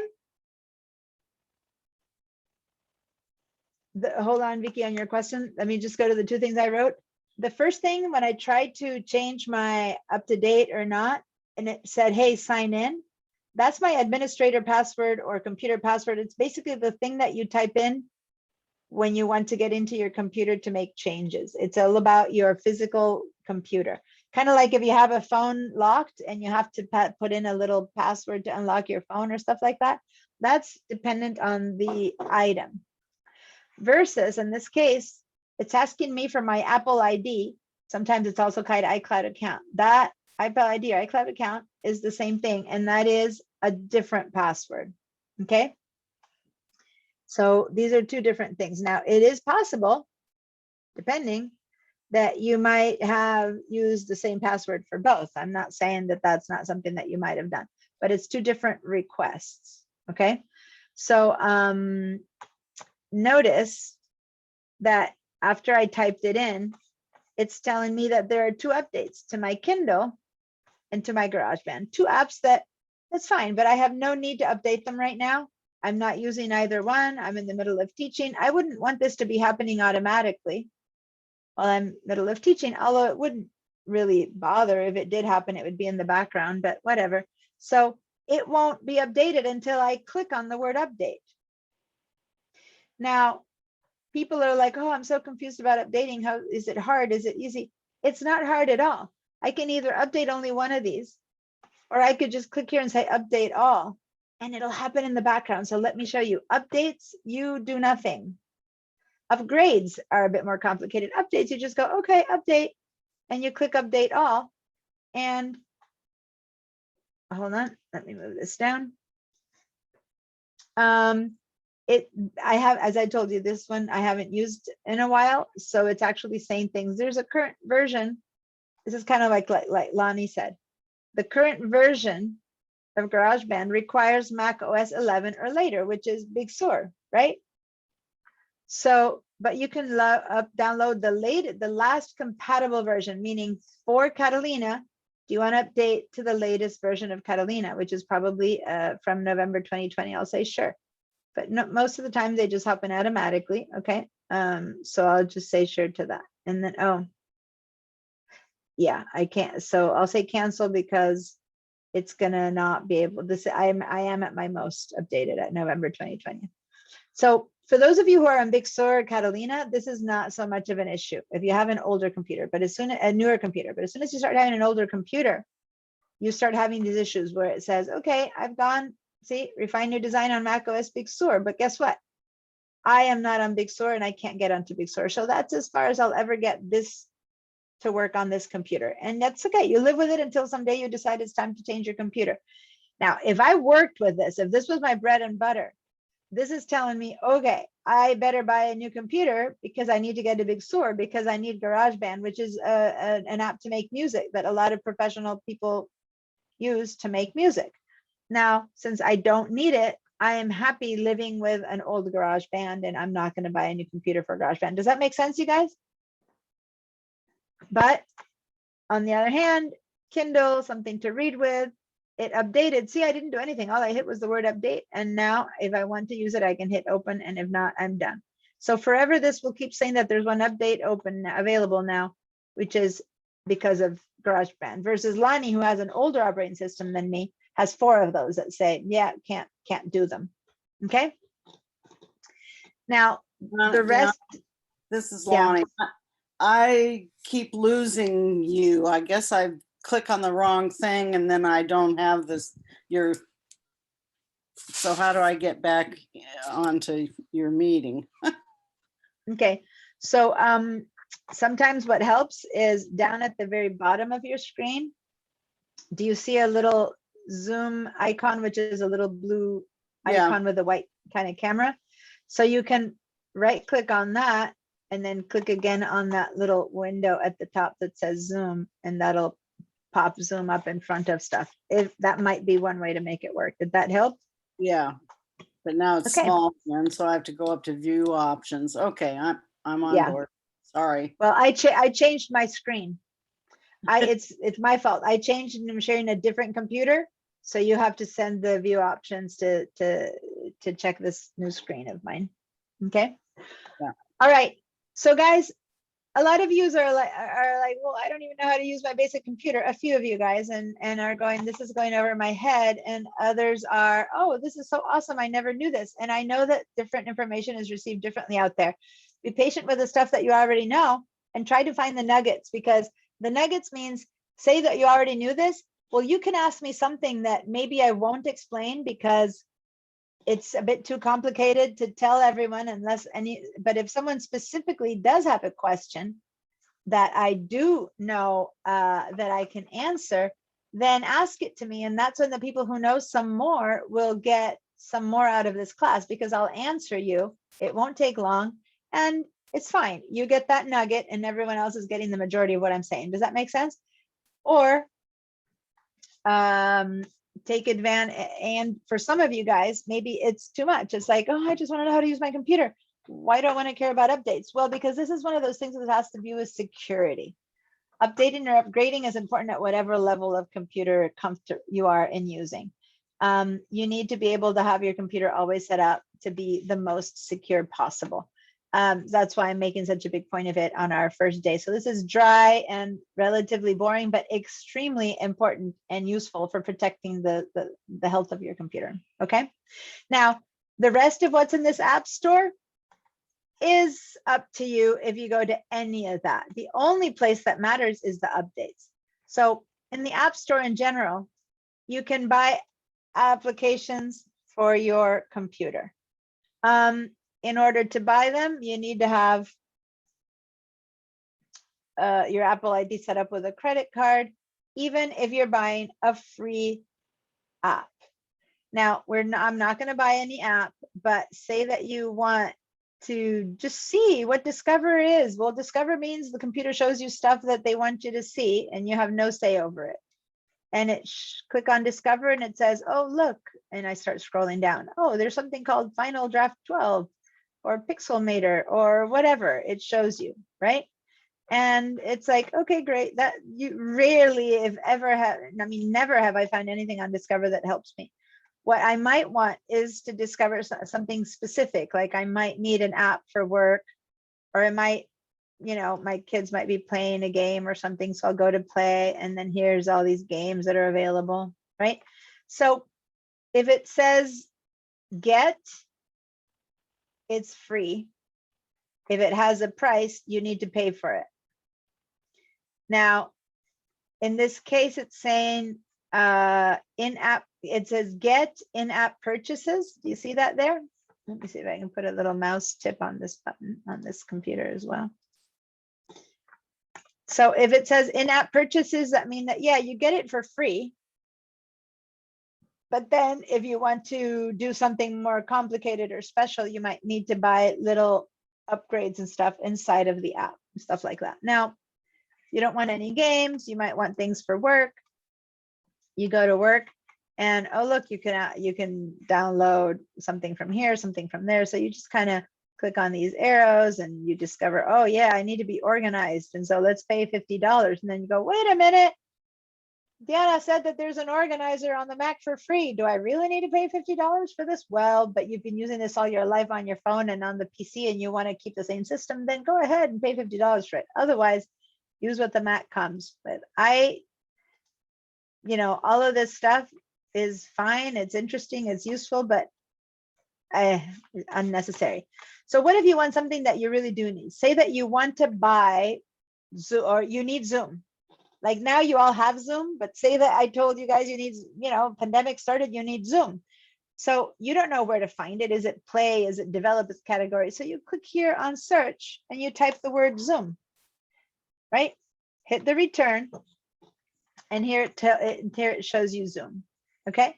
And then Zoom, which we already all have, so that's fine. But notice that you could be buying backgrounds for your Zoom for free. Like this one is already downloaded. So I have already downloaded backgrounds for my Zoom. So it's showing me a little cloud with a downwards arrow. Oh, Yolanda's joining us. Let me let her in. Here we go.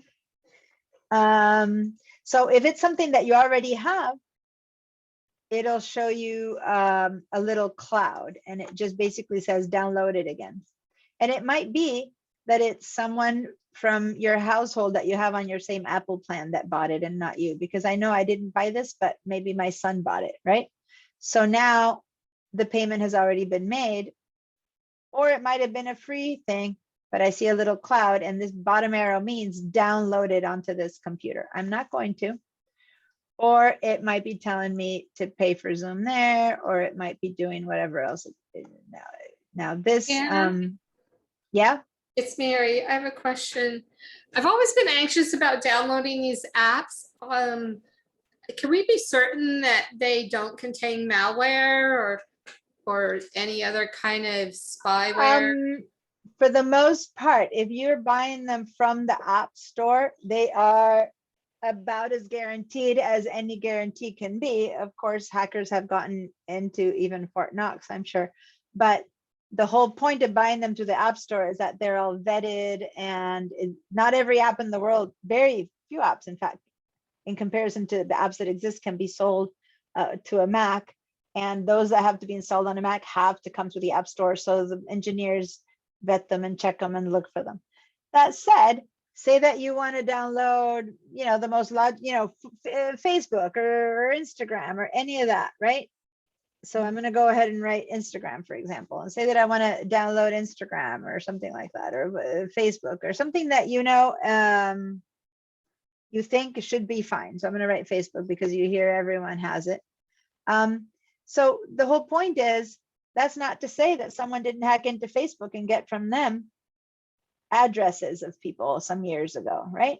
But the app itself, if you buy it through the App Store, should not have viruses. You know what I mean?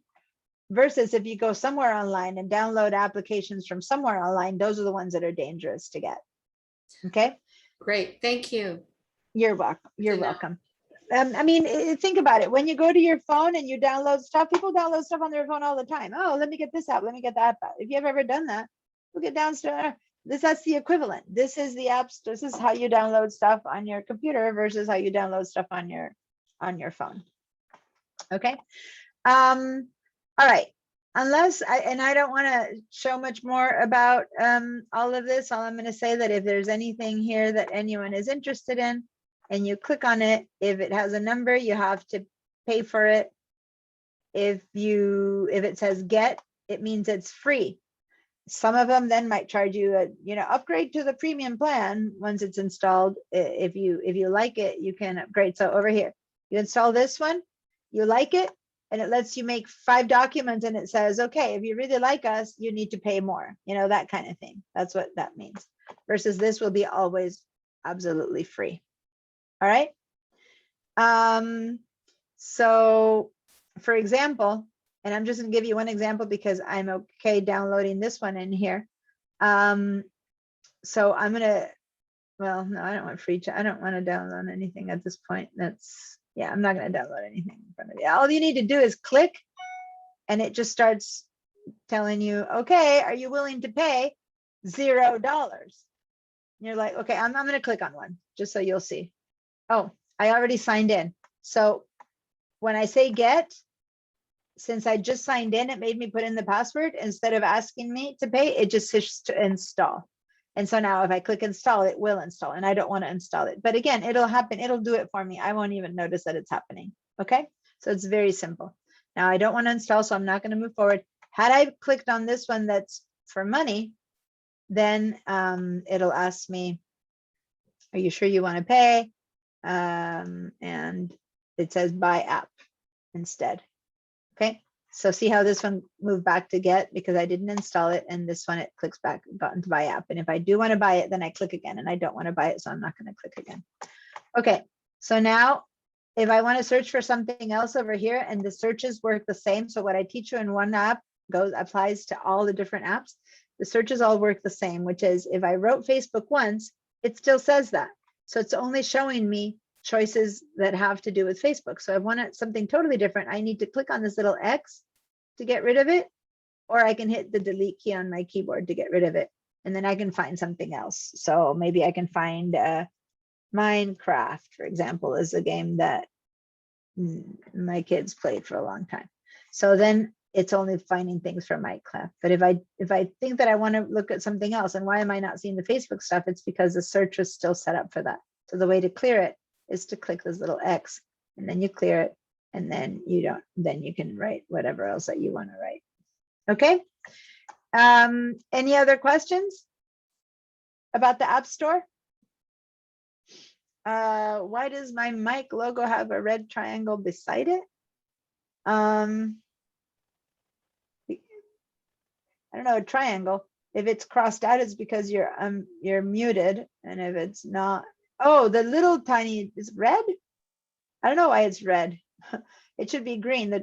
Click on it and it should show you. See, that's the kind of, okay. So see, Susan's asking me, why does my mic logo have a red triangle beside it? So if that matters and I'm trying to explain to help her, I do not know. Many times I know the answer. If I do not know, then she'll have to show me her screen, share her screen for me to be able to answer. Does that make sense? Now, before I ask you to share your screen though, Susan, what do you mean your mic logo? You mean inside of Zoom, your little mic icon, or what are you referring to when you say mic logo? While I wait for your answer, I'm looking, Vicky is saying, can I install new updates and still be able to open apps as you teach us? Oh yeah. All this happens in the background. You can install stuff and they just kind of go in the background. I purchased an app called Numbers, writing program and installed it on an old computer. Can I put it on a new computer? Capitan Catalina. So Vicky, Numbers is actually a spreadsheet, like it's like Excel. It's the Mac version of Excel. And if you have, a lot of you guys are like, oh, but it comes with my computer. And you might notice, yes, Numbers, which is this one down here. If I hover, look at my mouse, I went all the way down to the dock and see how this little guy says Numbers. I have it on my dock. It comes for free on your computer if you purchased your computer after Yosemite came out, I believe. But for people who had older computers, she's mentioning El Capitan, you still had to buy it at that point. So once you purchased it once, it shows up as purchased. And yes, you can install it on any computer you want once you bought it. Okay. Yolanda, so nice to see you in class. Thanks for joining us. And I see a question. Does the app eat lots of battery charges in both iPhone or laptop? No, having the app store itself is just one more app. It doesn't, use more or less battery. All I'm saying is if it's, and this is something I'm going to keep teaching now, which is more like what to do to, if you need an application all the time, it's okay to kind of leave it open. But if you don't need it, because you're not going to be buying apps, don't leave it running, because yeah, it does end up using more, and it's not battery what it uses, but it uses system resources. So your computer, once you have one thing open, it works fine. When you have 10 things open, it begins to slow down. So it uses computer resources. Imagine if you're trying to, there's a point when you're trying to do one thing or 10 things, you slow down too, right? Versus focusing on one. So you don't want to have things open that you're not using in that sense, but it's not like it uses more battery. It's just your computer begins to get all sludgy and okay. Same with your phone. If you have 25 apps open, it won't work as well as if you have 5 apps open, but it affects it less on a phone than it does on a computer. Because phone apps aren't big anyway. They don't really tax the resources of a phone, versus computer apps can get really big. You know, Photoshop, you can have big stuff running and it really taxes the resources of your computer to have many apps open up. So I was about to close it and teach you guys how to close an app correctly when I saw that it's Debbie and Susan have questions. So hold on, Debbie, hold on, Susan. But Debbie says, my computer's stuck in an app called Let's Dance. How do I get back to Zoom? Well, stuck as in over here, you wrote, if you click on. Deanna, I figured it out. Oh, okay, great. Yeah, because I figured out where my escape button was. Okay, good. Yeah, the escape button, you guys, you will learn that, you know, some people say the sentences like, oh, it's the best thing since sliced bread or whatever, that kind of thing. To me, like, life is before and after the escape button. It's like, once you learn how to use the escape button, you'll discover the escape button, which on your keyboard, the top left key, ESC, is the escape button. It saves you from so much stuff that when in doubt, hit the escape button. And it usually gets you out of trouble. Yeah, because my MacBook Pro has, I don't know what it's called, but it has that thing on the top that I guess it gives you hints of things you might want to do or whatever. It's not actually a button, but the escape is up there. Yeah, no, that's fine. Okay, so guys, I'm gonna change to another to my others. I'm gonna stop sharing the screen. Susan has a request to share her screen to figure out some stuff. So first, let me tell you how to close this app. First of all, 99% of people think that you close an app. If you know how to at all, you might think that you close an app by going to that red button. Please don't do that. Please do not do that. I will teach you why, but at the beginning, you have to trust me. Why? A few apps work that if you click the red button, they will close. They truly close, they turn off. A few apps do that. So people become accustomed to thinking that that's how it works. And then you get into the many, many other apps where that doesn't work and they don't know the difference. So imagine, for those of you who drive a car, for example, that if you get to your driveway and park your car and you went, I'm not going to use the car for another 2 days, but I'll leave the keys on. The car isn't running around through the streets, it's not using, but it's still on, it's idling. And you go in, forget the fact that it could be stolen and all that, I'm not talking about that, but the fact that you basically have your car running, although you're not about to go to the store for 2 more days. That's what it is to leave an app running that you're not using. It's still using gas, right? In this case, it's still using resources. And you don't want to leave an app running.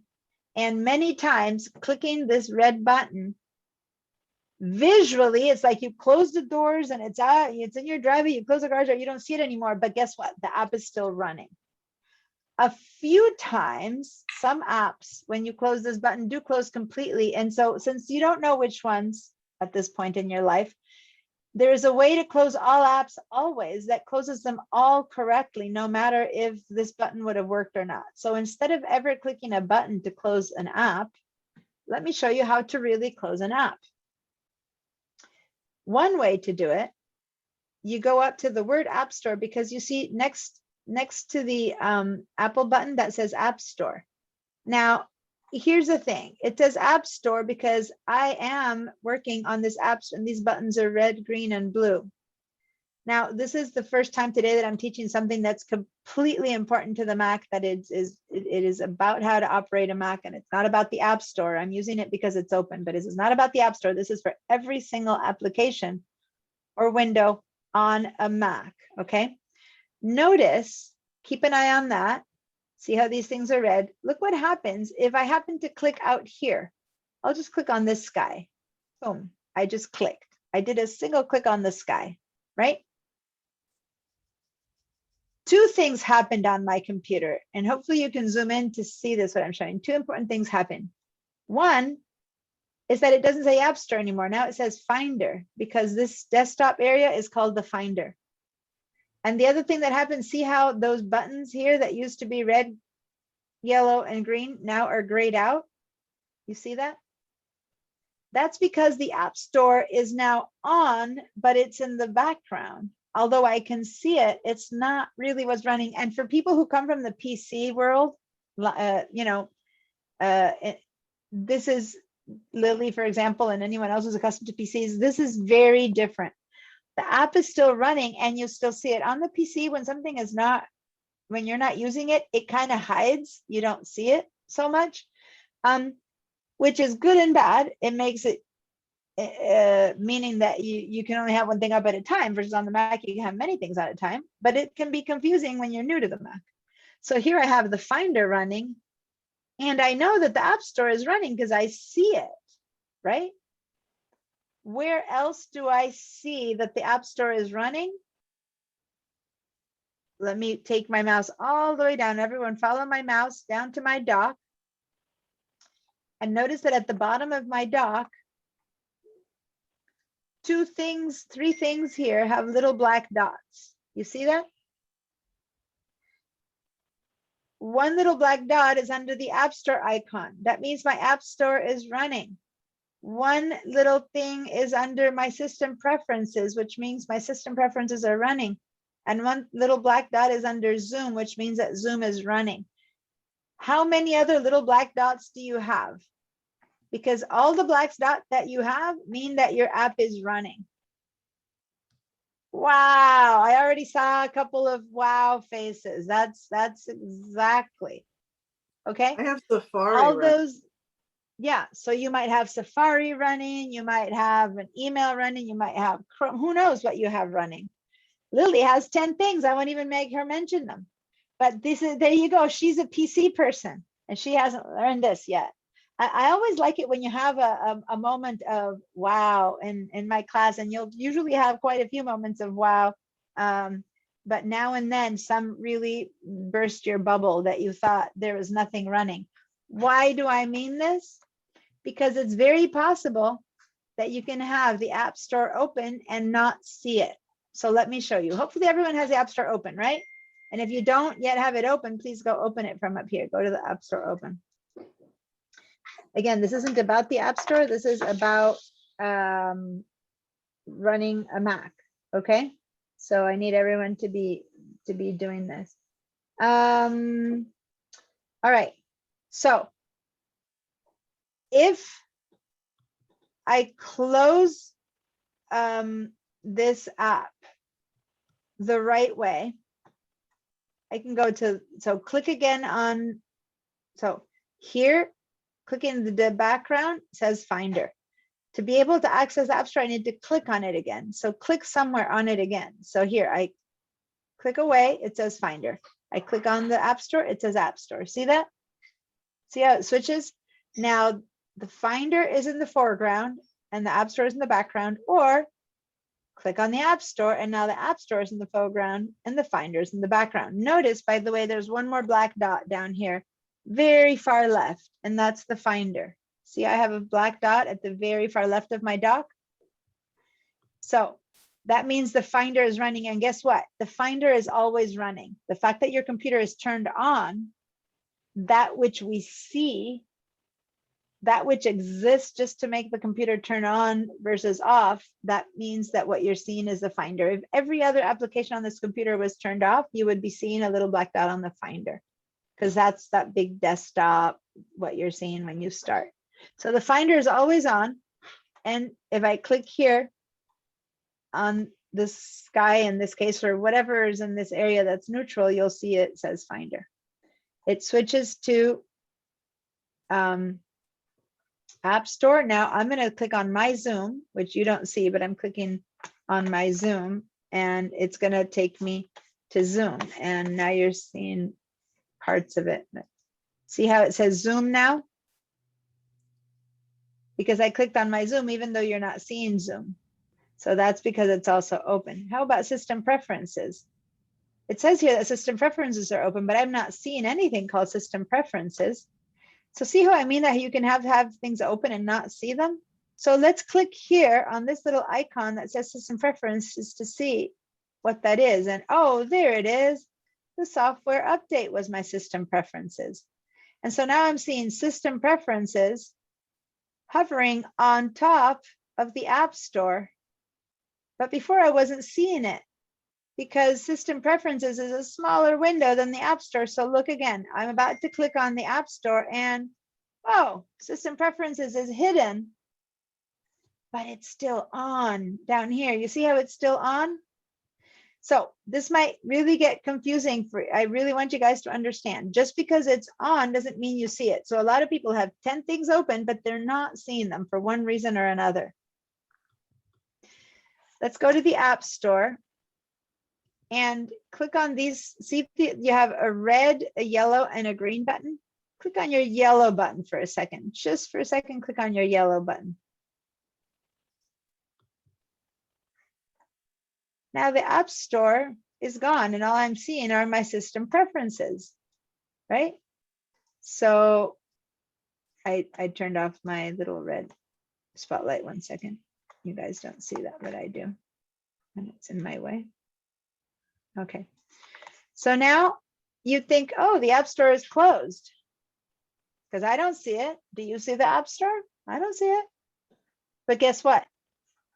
If I look down here, there's still a dot on my App Store.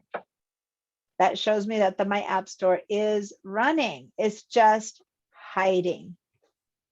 But it's taxing my system. It's using up computer resources, but I'm not seeing it.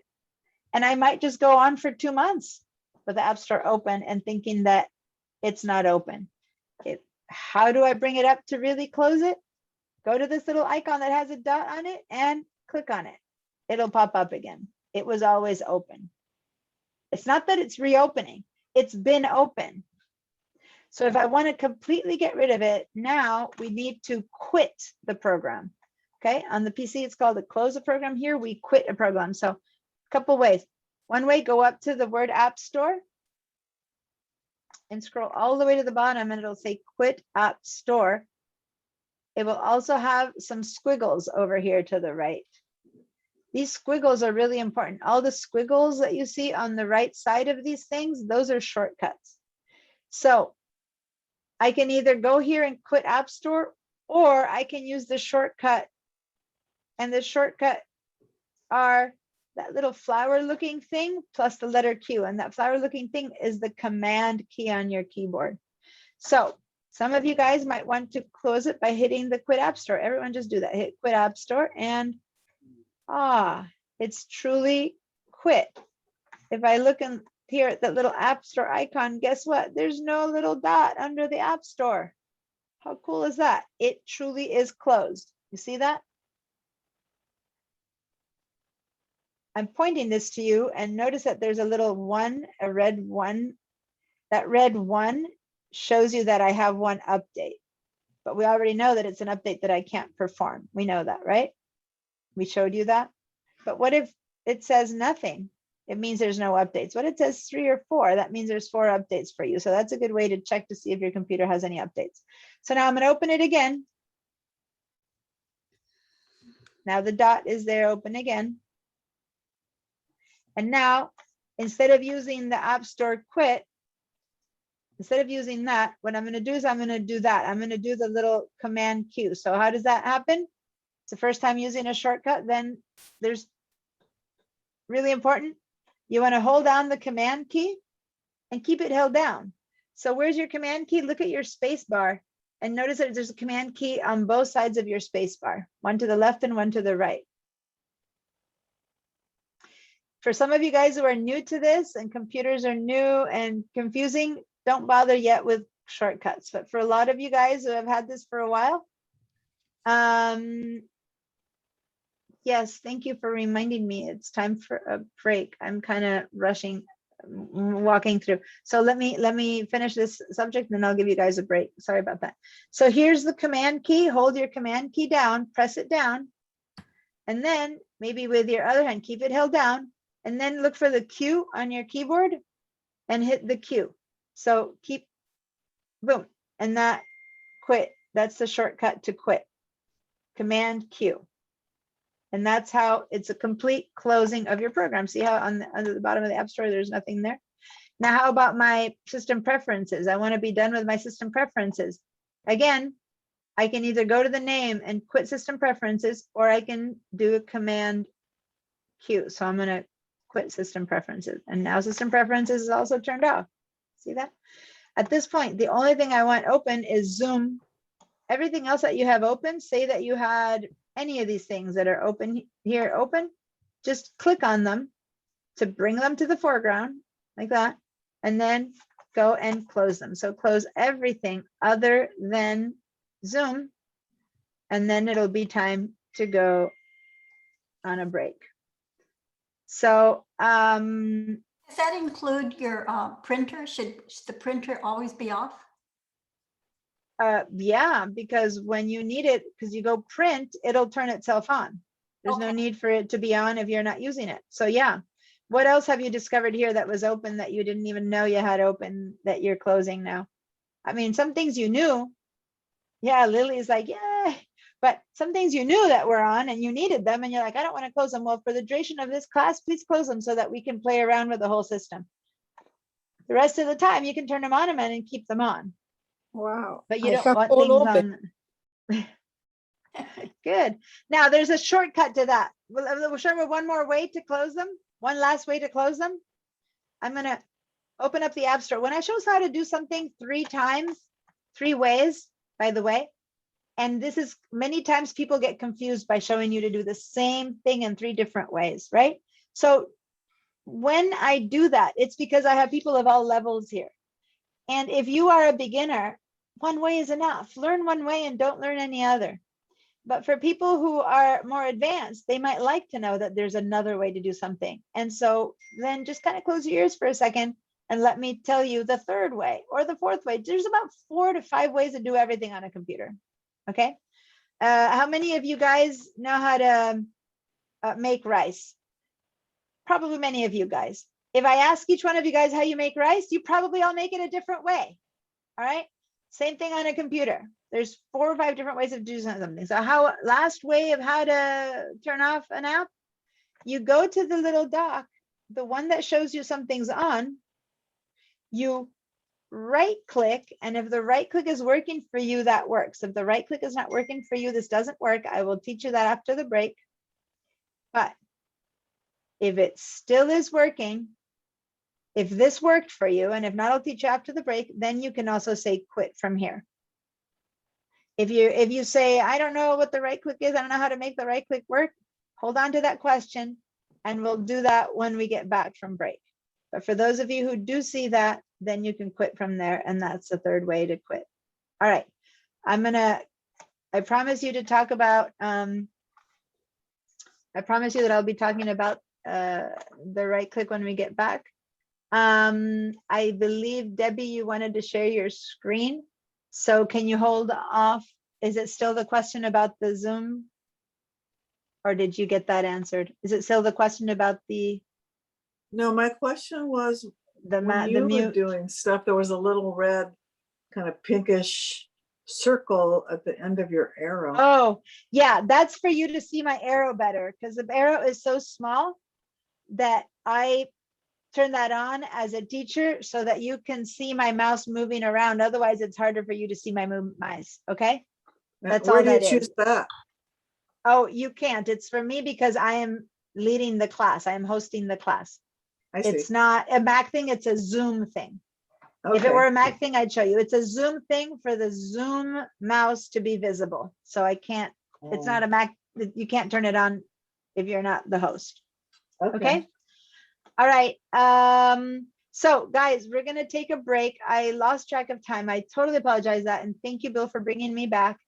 I know that these classes are really long, and it's really important for you guys, for us not to go on forever like I did today. So let me look at the time. Class is over in an hour. So usually I give a 15-minute break in the middle, and I didn't do it this time, I guess because I got the new people showing up in the middle and I got kind of torn with time. So we'll take a 15-minute break. And yes, I am teaching you Spanish. Someone the other day told me, why Ella? Is that your other name? And I'm like, no, Ella is she in Spanish. It's so funny. It's Ella.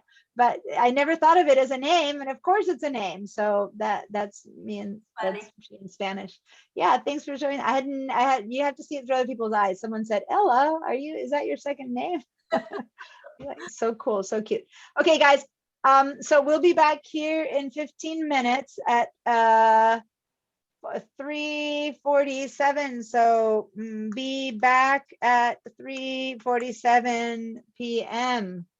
You don't need to turn off your Zooms or anything. I'll stop the recording so that it doesn't keep recording, and I'll see you guys. I'll turn your sounds and off so that you can make all the noise you want, and I'll see you guys in 15 minutes.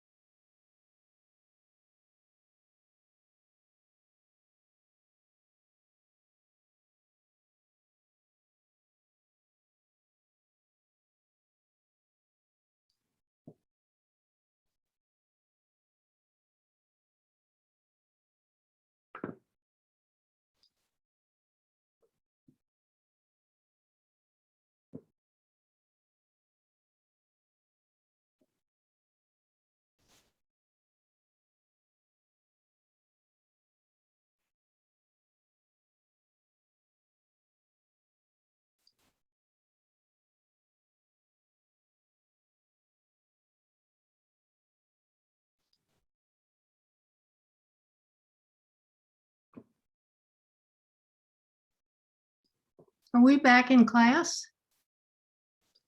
I don't have any sound.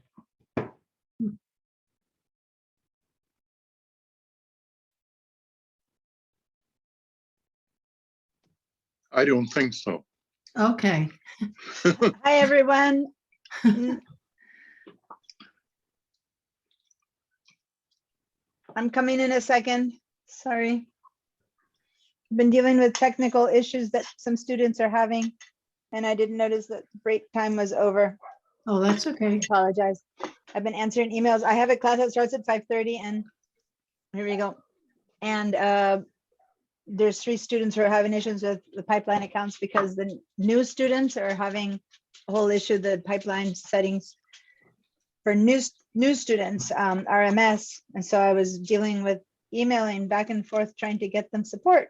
And then I looked up and I heard you say, are we back in class? So I'm so sorry. I'm usually so. Oh, that's okay. No, I Stubborn. didn't want to rush you. I Oh, just- no, it I must isn't be missing time. something. I wrote it down. It's 57. Oh, no, phew. I wrote it down wrong. We took our break. We should see, that was a typo.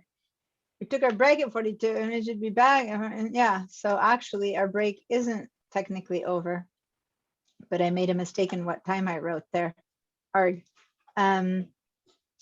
It was 3:42 and we had 15 minutes. So in fact, we still have 2 more minutes of break. So since most other people who didn't read my message did count 15 minutes aren't here, let's stay off a little bit longer. And I'm going to actually take those extra few minutes to finish up this email that I was sending a student. So I'll be back in a couple of minutes. Okay.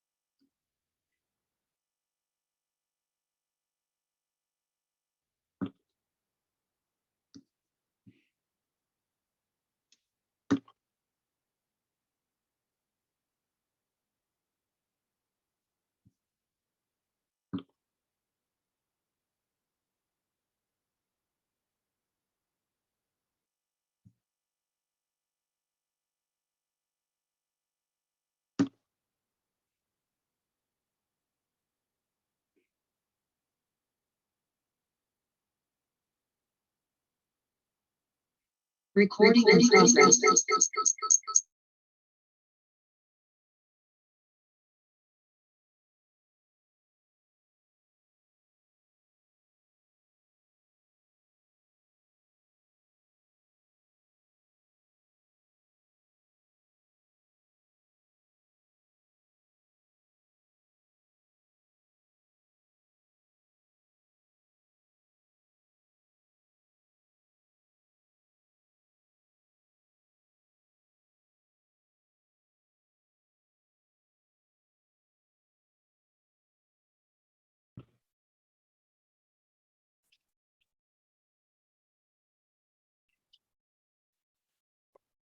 Let's see how this works. All right. Welcome back. Officially, this time it is truly after break time. Oh, hi, Hi. Herman. Nice to see you with those beautiful blades of grass behind you.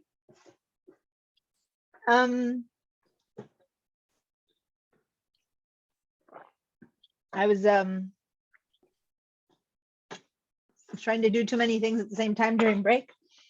So in the end, someone spoke and I rushed back thinking it was over, but it wasn't. So, but now it is technically over. Break is over. So hopefully by me making all this noise and speaking, everyone's trundling back to their computers. I have a question while you're waiting. Yes. Did you have a handout? Now, I went on Pipeline and on my email, there were no attachments, but you referred to something at the Mhm. beginning of class today. Yeah, so here's the thing. It takes me a while to get everyone set up, and I'm going to show you now how to get to all the handouts. I don't send handouts within my emails every day. That's too confusing. Some people get them, some people don't get them. I have a site that you can access whenever you want and access all of the handouts from there. So I'm going to show everyone how to do that. Okay. But the thing is, half the class knows how to do it already. And so I didn't want to do that in the middle of the class. I'm going to do it towards the end where all the people who know how to do that can sign off. And then I'll stay with everyone who doesn't know how to do that and show them how to do that. Okay. So a lot of people haven't, because I didn't teach them at classes during the spring session. It's been, for many of you guys, I've never met you. And for many of you guys, I haven't seen you since December or November. And you might have forgotten, and you didn't know how to do that before, but you might have forgotten how to get to them.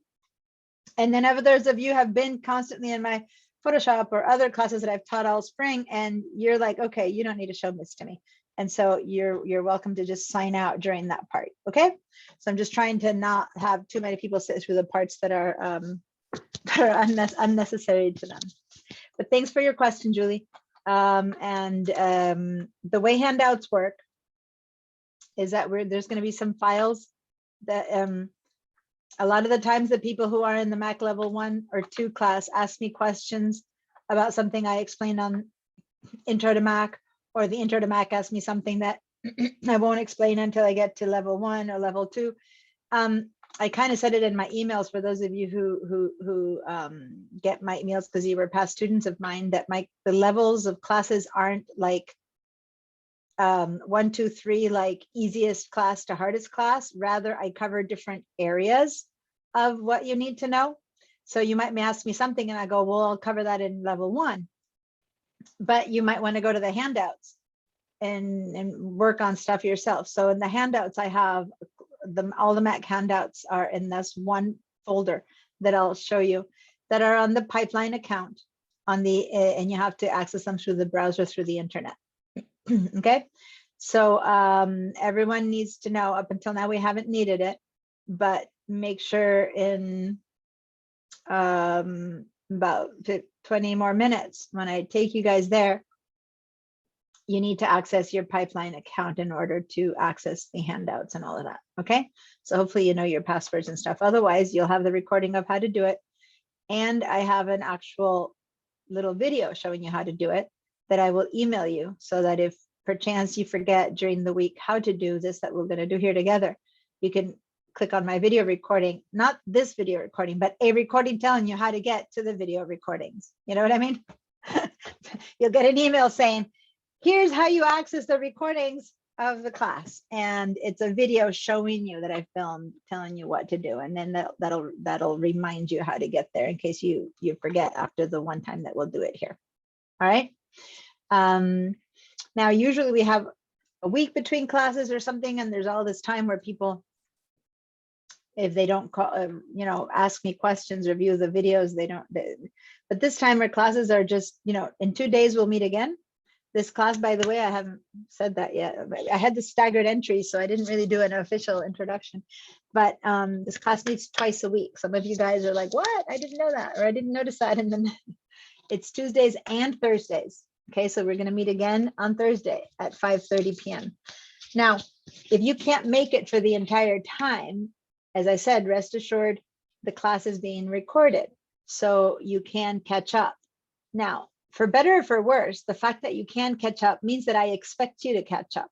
So in real life, if you missed a class, there wasn't any way to catch up. You kind of came and floundered around and kind of figured it out until you got to the level that we were at. But here, I do expect that if you miss a class, unless because of some, you're in the hospital, something horrible has happened, then you should be watching the recordings of the class so that when we get to the next meeting, you don't have questions that I've already, I don't mind repeating and clarifying things 20 times, but I do mind having someone ask me something that everyone else understood because we went over it and you just didn't watch the recording. Does that make sense? If you left early or came in late. So that part I'm going to expect you to watch the recordings to catch up.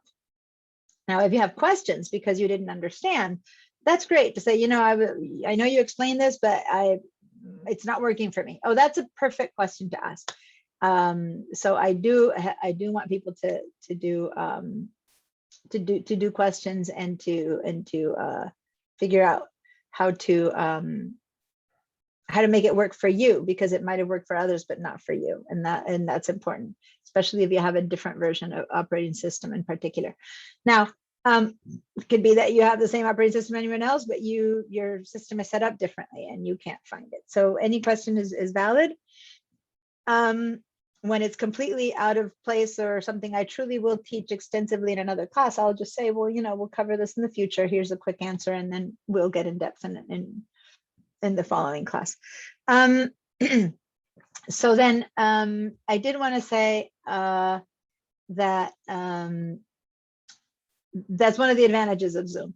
It will, it's been years, not years, but for a whole year, people are asking, when are we going back in person? And I've always like had this big question mark. Now there's a huge possibility that my classes might be going back in person in fall, but we don't really know. They're putting 40% of the classes back in person in the fall.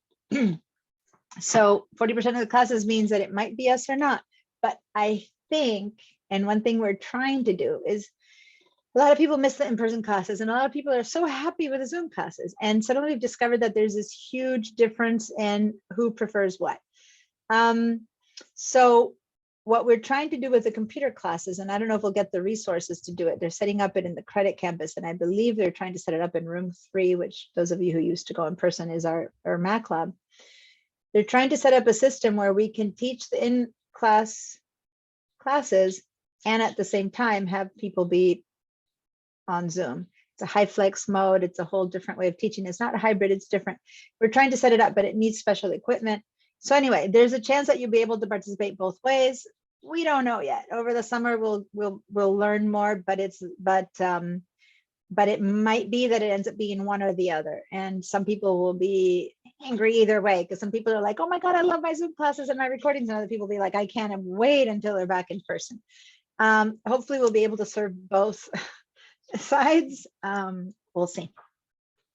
Anyway, so that's just an update as to what's happening with respect to classes. And other than that, let's keep going. I promised you that I'd talk to you about the right click. How many of you, when I said right click, and be honest, if it's a no, and I said right click, you just don't know what I'm talking about.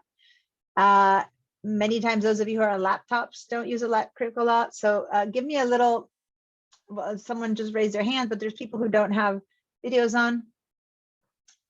Okay, so on the PC, back to the world of the PCs here, and I'm looking, I usually have a PC mouse here to demo this on, but I don't have one. One of my kids ran in and out, I guess. On the PC, the mice that you get are very evenly, there's a line on them that divides left and right side, and one side you click and it's considered the right click, and one is the left click, but we don't call the left click, we just call it click, right? So what happens is that there's two different functions that the left click and the right click make. Now, welcome to the world of the Mac, where in order to be sleek and cool and, you know, Zen design, the mice do not have a cute little line across the middle, but they still have the capability of being right click and left click.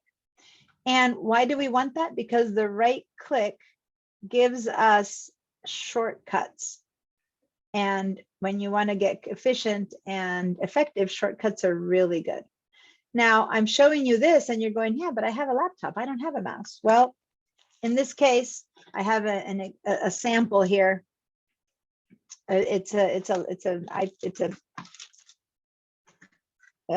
all connected. I have it connected because the wireless was getting confusing here because I had too many wireless things connected. But so this is I'm trying to blank.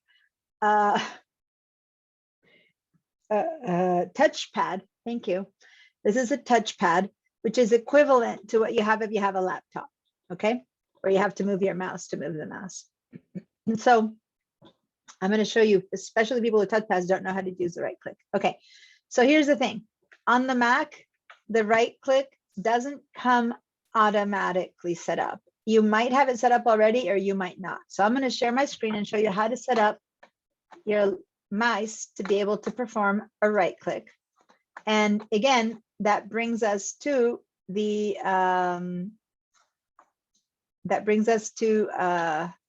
hold on, desktop. That brings us to the system preferences, which a lot of this class is about how to set up your computer to work for you, how to really get the computer running. And a lot of that happens in the system preferences. Now, how many of you have iPhones? Not any old phone, Android or whatever, specifically iPhones, like the brand Apple. It doesn't always correlate that because you have a Mac computer, you have an iPhone, but many times it does. Okay, I'm seeing quite a few hands, a couple of actual video raised hands. How about we instead do the opposite? How about we say how many of you have an Android or a not Apple brand? Then go ahead and raise your hand or give me a yes. So I'm seeing one, just Julie or Vicky, did you have your hand up too? Okay, all right. So when I start teaching about the cloud and things like that, I'm gonna spend a lot of time teaching you about how things connect, your handheld devices connect and stuff like that. So next for Thursday, when you come to class, when you connect to class, make sure to have your phone nearby. We're not gonna use it right now and we're not gonna use it every day, but I'm gonna be teaching you the settings and stuff that are equivalent. Now, the reason I'm saying this right now is because on the phone, if you've ever accessed your settings on your iPhone, that settings icon is identical to what on the Mac is called the system preferences. Now, they keep more and more, by the way, if you still have these two windows open, we can close for now the one that says whatever your system preferences are. And for that, that's just a window, that's not an app, so you can use a little red button. But this here thing that said software update, that was the system preferences. But say that maybe you had quit them and you don't have them up, then you can open the system preferences, which is equivalent to the settings on the phone. You can either open it up from up here again and go to system preferences like we already did, or if you look at your dock, and let me again put that little red spotlight on the tip of my arrow, that helps some people see my mouse more. Okay, so here we go. So when you go to your dock, Excuse me, Deanna, I only see your water and your rocks. I don't see your screen, your whatever your mouse is. maybe you zoomed in too close. I'm down in the dock part of my screen right now. Oh, I'm seeing, yeah, on my screen, I don't see the, yeah, I'm seeing what you're seeing and I see that I don't see my dock either, huh? Click I and see your drag dog. your screen. Click and drag. I'm on wondering your if I'm a bit I can- original. I'm trying to see if I go to the view options, fit to window. It's just that the tools, the participants tools and that stuff down there might be covering my dock. When you finish seeing the rocks over here, does it, at that point, do you start seeing the Zoom window? Is that what's happening? I'm seeing your dock. I see your dock. Yeah, most of you guys see my dock, but it's possible that your Zoom is set up in such a way that some people, it might be covering the dock. Julie, is that what's happening to you or no? Me, can't hear you. Diana, I don't see in the Mac, but I see in my iPads. Okay, Julie, can you tell me again? You just see the whole, so Julie is the one who's not seeing it, so let me focus on her, but Julie, your sound is off. So if you were speaking to me and I can't hear you. Oh, I'm There we sorry. go. I No, that's fine. see mostly the rocks and a little bit of water, and then I see your time machine, your elements. Okay, so once the tip of the rock and the islands end and you see water, do you then start seeing the Zoom bar that says participants chat screen? Is that what you see? I see that on the bottom, yeah. Yeah, so that's that's covering the dock. And for depending on your Zoom settings, you guys, she has it set up in a way that that's why she's not seeing it. So let me see if I can help you to change those settings, because it's, again, it's your view versus something I can change. I just don't know that off the top of my head. You need to go to your settings, and when the class is Diana, running, you can't try change your just- settings. Yeah. Ever try just clicking in the water and dragging up? It probably will release it. Oh, okay. Is that me doing that? Yeah, I'm scrolling over. Now I see the rocks on the right side and the water on the left. Yeah, if you move it up, you might see my dock. It's kind of hard to explain because I don't have that capability here when I'm teaching. But also, I can show you in the settings later. You have to have your Zoom controls disappear. Most of you don't know what she's talking about because you're seeing my dock, but in her case, her Zoom controls are hovering on top of the dock. And if what Bill said of clicking and dragging up works, otherwise know that at the bottom of that last little rock and arrow, I'm showing my dock. So hold on, it's okay if you don't see my dock right now. Can I just say something for a second? I find that Yeah. if, this is Carol, that if I have my cursor on the screen, then my Zoom buttons will obscure your dock.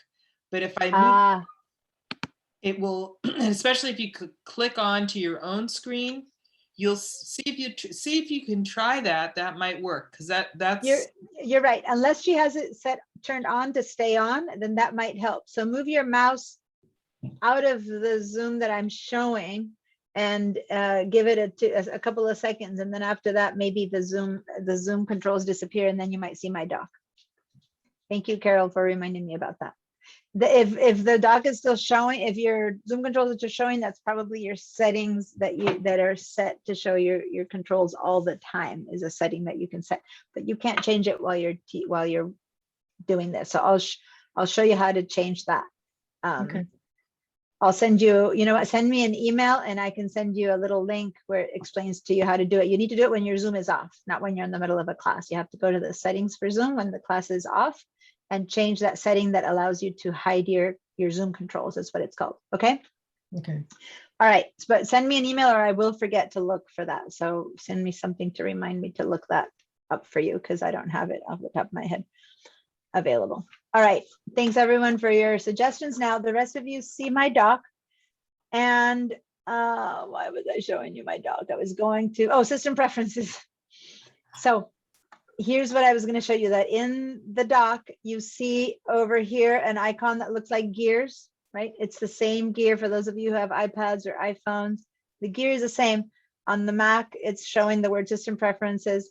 On the Apples, on the iPads, it's called settings. Now, I believe Big Sur people, they're changing names. In Big Sur, is it still called system preferences or settings? People who have Big System Sur, preferences. it's still called system preferences? Okay. That they're trying to change the Mac information to be more like the iPad and the iPhone, because a lot of people are familiar with those names. It used to be that they were different names. Now they're equalizing them, but the system preferences has always been this name, and it hasn't yet changed the word settings, but it's the same exact thing. So click over here on system preferences, and you'll see that it opens exactly the same thing as opened up when we went over here to system preferences. Now, it's set up in differently, because the system preference is one window that has many different options. Okay, so before we were looking at the software update, so it looked like this. Now, if some people are still in that window, how do you get to the rest? See this little icon here with lots of little dots? When you, like a cheese grater or something, when you click on that one, suddenly you see all the options. To go back to the system software update, this is the one that I had clicked on, and you go back there, and then you click on this little guy and you go back to the middle. So now I want everyone to go back to this place where you have clicking on this little button, you get to all of your choices. And from here, we're going to go find the choices to right click. So if you already have it and your mouse right clicked, it worked. And if you don't, then you have to change it. And let me tell you how to find out if your mouse right clicks or not, because what I'm going to do next is I'm going to zoom in to show you just the system preferences. So first I want to show you what I mean. Put your mouse anywhere on your desktop. I'm going to go over here where you can see it better, and click on the right side of your mouse, right? Like just on the right side of your mouse. If when you do that, nothing happens, then your system preferences are not set up. See how nothing is happening right now? If I go over here and I click with my right hand, my right mouse, nothing is happening. That means that my mouse's system preferences are not correctly set up. So now I'm going to go over here to my mouse and I'm going to click on it. And let me show you again what I mean. You have a whole bunch of buttons, but on this second section, software update, at the very end, I have something that says trackpad because I have trackpad set up on my desktop. If you have a laptop, it might just say trackpad and not mouse. If you have a mouse only, it might say only mouse and not trackpad. I have both, so it says both. You see that? So you might have one or the other. It's not that you will have the same things as me. So how many of you do not own a mouse? You only use a trackpad. Like trackpad is that little spot in the middle of a laptop that you move your finger on. Okay, so I saw like 5 or 6 hands went up. If you never use a mouse, then how to, then I just want you to know that for some things, the mouse is much easier for people who are new to computers, and you can just buy a mouse and attach it, even if you have a laptop. Like just because you have a laptop doesn't mean you can't use a mouse for it. You can. Versus people who have desktops, iMacs have to have a mouse, right? So either way is fine. Here's what we're going to do. I'm going to show both. For people who have only a trackpad, click on the word trackpad, and something like this will show up, similar to this. And what you need to do is look at this second window over here that says secondary click. If it's off, turn it on. And what that is, it's allowing you to do a right click. So now it's showing you a little video, and a right click is basically put 2 fingers down, 2 fingers down, 2 fingers down, and that's what activates your right click. See how you're getting like a menu popping up under the 2 fingers down? Let me show what to do with a mouse, and then I'll come back to the laptop. Click up here again. So we were in trackpad, right? If you went there, click on this little icon again to go to the main screen. And now for people who have a mouse, click on the mouse. And same thing. My secondary click was not turned on. I turn it on. And now I go over here and I click on the right side. And there you go. I get my menu. So this is what happens when you have a right click. You get a menu of things appearing right wherever you click. I'm going to go over here and click, and I click, and there's a menu pops up right next to me. See that? So it allows me to do things quicker than having to go all the way up there to find something if I just right click here and get it from here. Does that make sense? So when I told you guys to open or close something from right clicking, I said, put your mouse over here and right click to quit, right? So that's what we meant, right click, which before you couldn't do. So now if you have a trackpad, go ahead and put 2 fingers down deeply, and that's your right click. Okay. All right. So my trackpad, there we go. And now you can make it work. So is anyone who have a trackpad not made it work? 2 fingers down and click. No, it worked. And right mouse for mice people, it worked. Okay. So when it works for most people, instead of asking for whom did it work, my question is for whom did it not work? What does the right click do on Okay. a trackpad? The right click, no matter if it's on a trackpad or on a mouse, it doesn't matter. The right click, once you know how to perform it, it's different on a mouse than on a trackpad, but you get it by, then it'll give you access to a shortcut. Right now, just consider that. So if right now I had to go all the way up there to change something, to find my whatever, instead, if my mouse is way on this side of the screen, way over there, and I have to go all the way up to the top left when I'm on the top right, I can instead just right click and I get a set of menus here that I can use instead, and I can make a new folder or change the background or do things that I can do from here instead of having to do it all the way up there. As we go on during class, I will be teaching you a lot of places where right click works. Just know how to make it work, and then I'll show you all across the board. You can use a right click for many things. I just needed to habilitate the possibility of your tools giving you a right click. And that's why I had you come here to the system preferences. Does that make sense? So do you want the tap to click checked as well? Yeah, you need to have the secondary click to turn on, not the tap to click. Okay. I mean, you could have it on tap to click or not. I mean, actually, no, tap to click. Yeah, tap to click needs to be on. It's one of the default ones, right? I don't know. Yeah, tap to click has to be on. As well as secondary. Okay. As well as secondary, yeah. Yeah, mine, I guess I was playing around and I turned it off. You're right. It needs to be on. And for the mouse, there is no tap to click.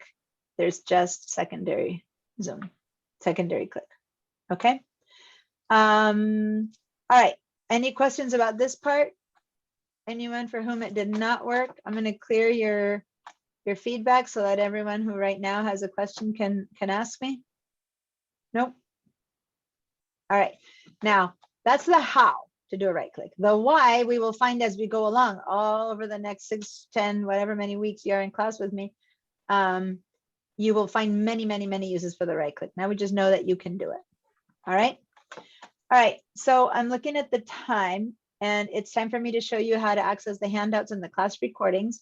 So for now, we're done with teaching you about the Mac. We'll be doing leaps and I'm not, what's the word? Leaps and bounds. Right. Leaps and bounces. We will move forward. Thank you on these things. But meanwhile, let's get rid of the system preferences. And how did I teach you to quit something? Bottom. Quit it. Command Q.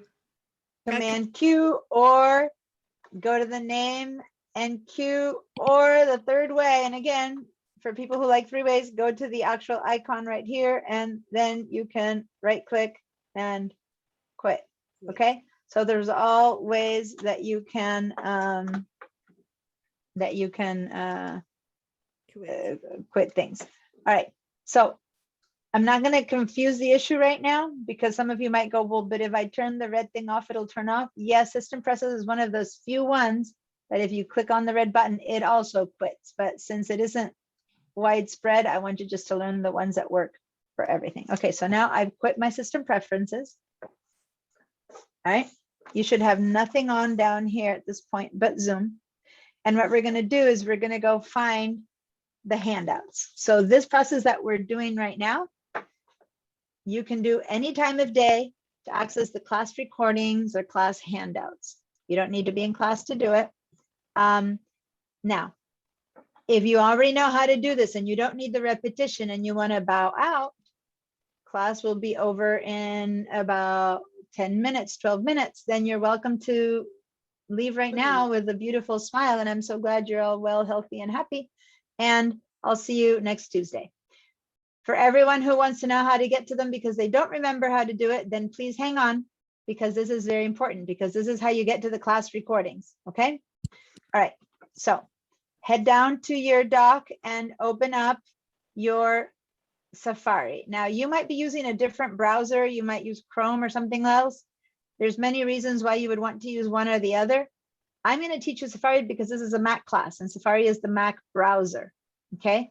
So a browser is something that allows you to go to the internet, and there's different brands. There's like some people like Wrangler jeans and people like Levi's. There's just different brands. Safari is the brand of browser that comes with the Mac for free. And if you don't do anything else, this is how you get to the internet. Some people download a thing called Chrome or other stuff.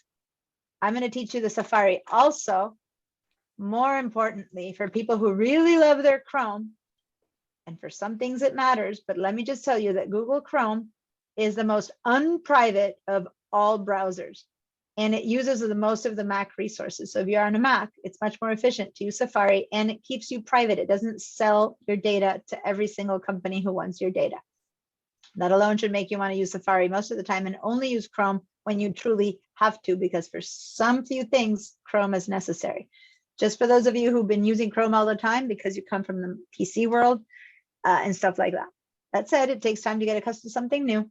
We'll use it in this class for you to get accustomed to it. So I just opened my browser, and what we'll see here is different for all of you. If you've used it before, you'll go to a page you've already used. If you've never used it before, you'll have nothing here. It all depends on what you've been using it. So right now it doesn't matter. Just go to this little search bar and click in there and write sbcc.edu. And then hit your return or enter key. So I went to the chat and I put sbcc.edu. So I put it in there. That's what you need to do. For those of you who like to type a lot, you could actually write pipeline.sbcc.edu. But I find it easier to teach to just go to sbcc.edu. And then you might, if it's the first time there, you might need to click accept here. Go ahead and do that. Otherwise, it won't let you be. And then here on the left side, let's say pipeline. Now, after you write sbcc.edu, you then hit the return key on your keyboard to go here. If I've left you behind, let me know. Otherwise, let's go to the word pipeline and click on the word pipeline. Many of you had to do this to sign up to class, so you know what I'm talking about. Now, if you have your computer memorize your names and passwords through the browser, then it already is giving you the option and you just click on your name. But if you didn't, then you need to type it in. Now, since mine was memorized, I just had to choose it, and there it is. It put in my name and password. So this is the kind of thing that keychain helps so much, that someone asked me at the beginning about the keychain, and I said, no, keychain is good. It's good for this kind of stuff, as long as you know that no one is going to come into your computer and get into your bank. Like, you wouldn't put your bank account on a keychain. But these passwords are great. Okay, so now hit login. So SBCC, username and password, log in. All right.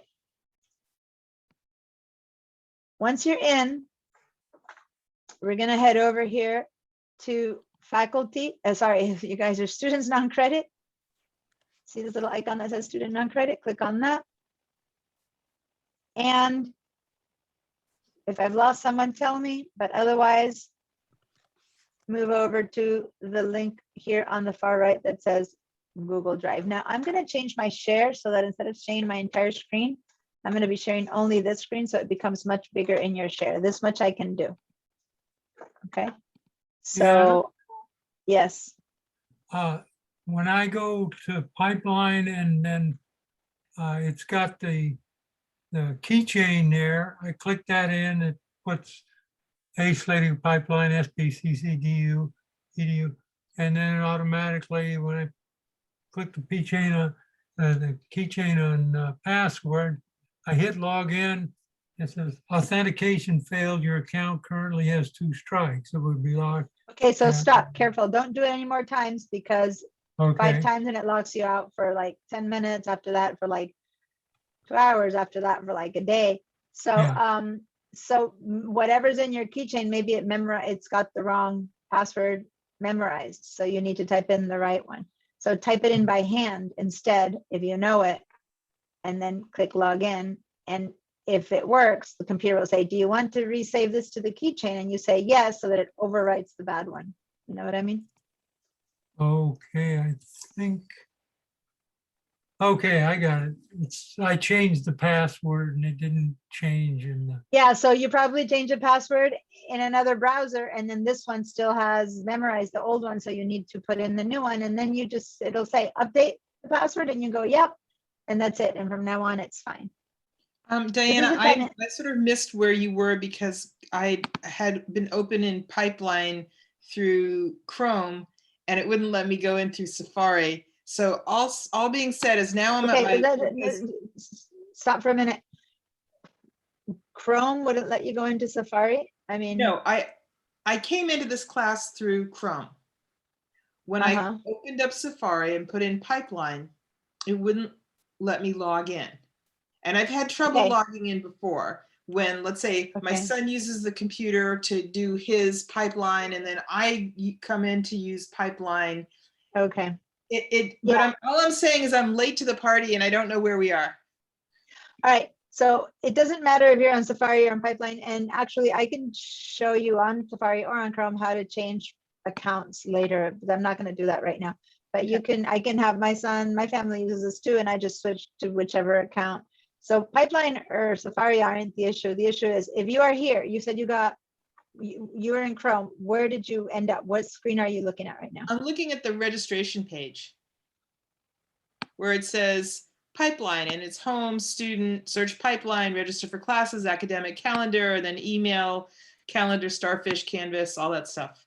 So you're in this page, Hang on. Yep. campus announcement. Okay, so then see over here under the word red pipeline, see the word student non-credit? See if you might see my mouse? Top left of the screen. Okay. Under the big red word pipeline, it says student non-credit. Now, if I you am are not also a under credit student, if you're non-credit. also I a, am just student, because I once was going to take a class that I got Okay. waitlisted for. so let me talk. If you are also a credit student, it defaults to saying only student. How do I get to Okay. non-credit? So you click on the word student. It doesn't matter. And it takes you to a page and then click on resources, student resources. Got it. And Okay. you are now in the exact same page as me. Perfect. Sorry, Okay. I just was late. No, that's fine. It's just that little, the only difference is it's one extra step for your credit. All right. So now on the far right of this page, do you see the word Google Drive, everyone? Mm-hmm. Click on the word Google Drive. I have this is 6 steps. I have a handout. I will email you of these 6 steps that it takes to get here.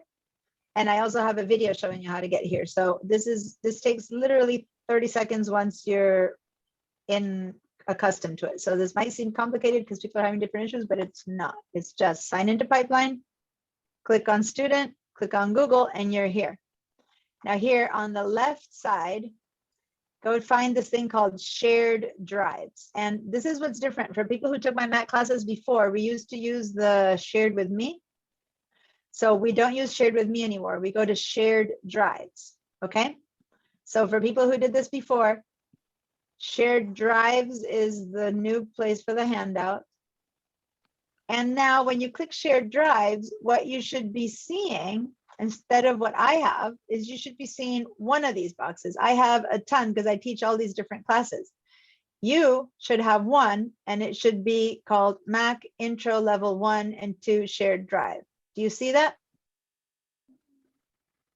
Okay, so do you see the word shared drive, Leslie? Leslie, I can see your mouth moving, but you need to unmute yourself so that I can hear you.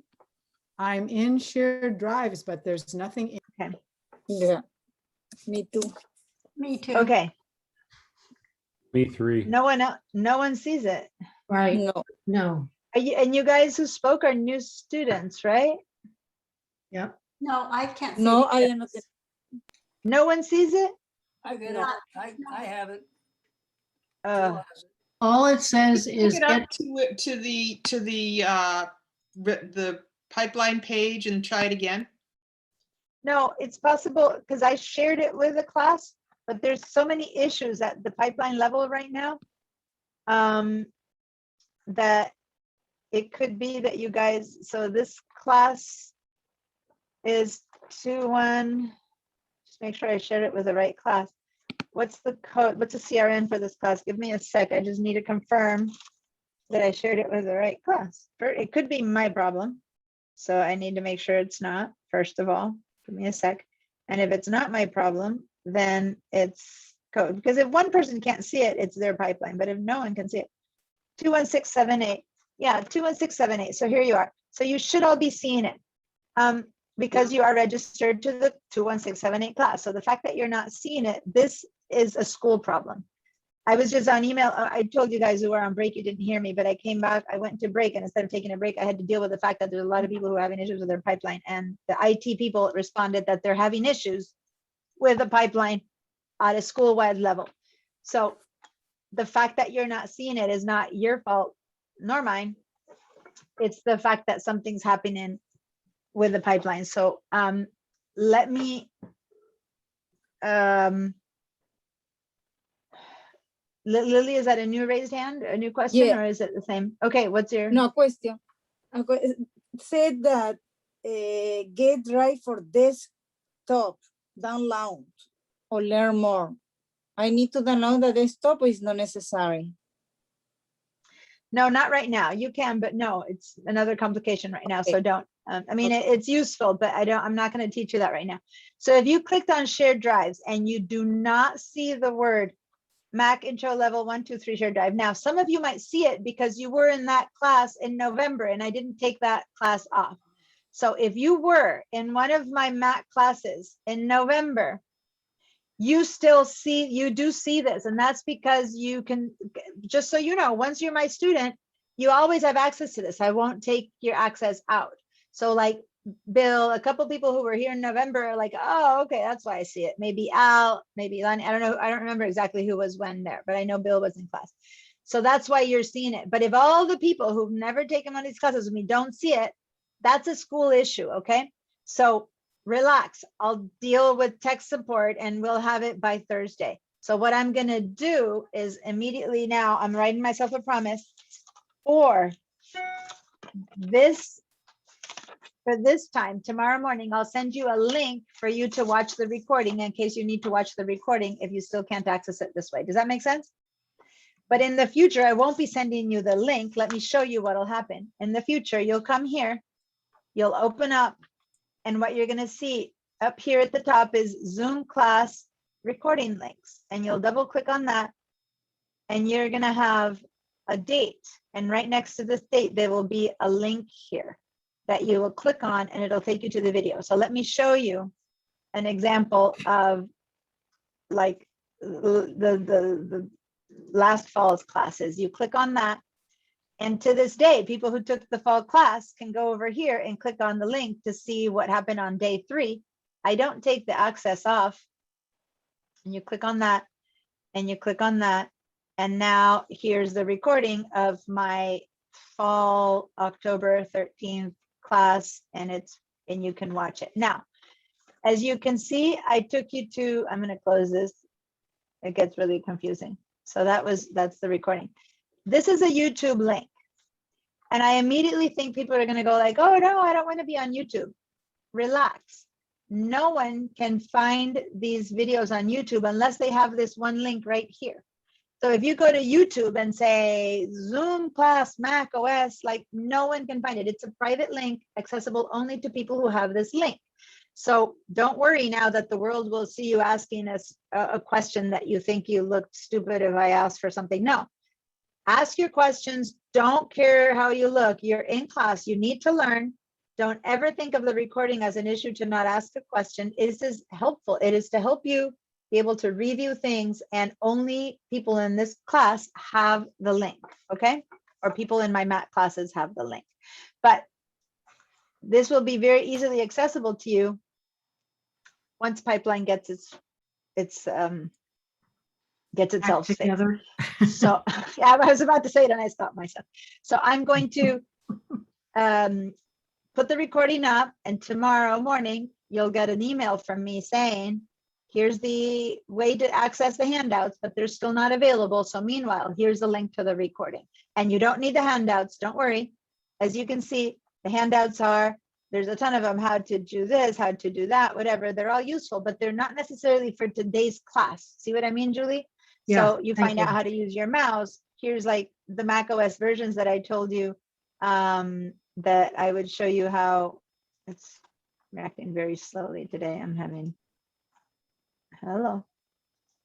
I'm kind of frozen. There it is. So here's the Mac versions that I was telling you about, and see how the new Mac OS that comes out in June doesn't have a name yet. And I mentioned that I have question marks. The latest one right now is Big Sur, came out in 2020. Catalina is what I'm using, came out in 2019. Mojave and High Sierra and El Capitan are the ones that I was told different people in class have, harkening back to 2015, which in the world of computer, that is really old, but they still work. Now, really old that doesn't work anymore is down here. So if you have an old computer that's down here, you just barely can't use it anymore to almost, the computer, 2012 computer still works, but the OS doesn't work. But these up here, the new one, we don't know the name yet. Once we know, we'll find out. So this is the kind of handouts that you'll get, but it's not like you can't do the class without the handout kind of thing. Okay. I have some really cool links, but I won't bother showing them to you right now until you can access them. Okay. Mhm. All right. So I'm gonna stop this share for now. And you guys can, class is over 4 minutes ago. I'm sorry that I stayed with you a bit longer.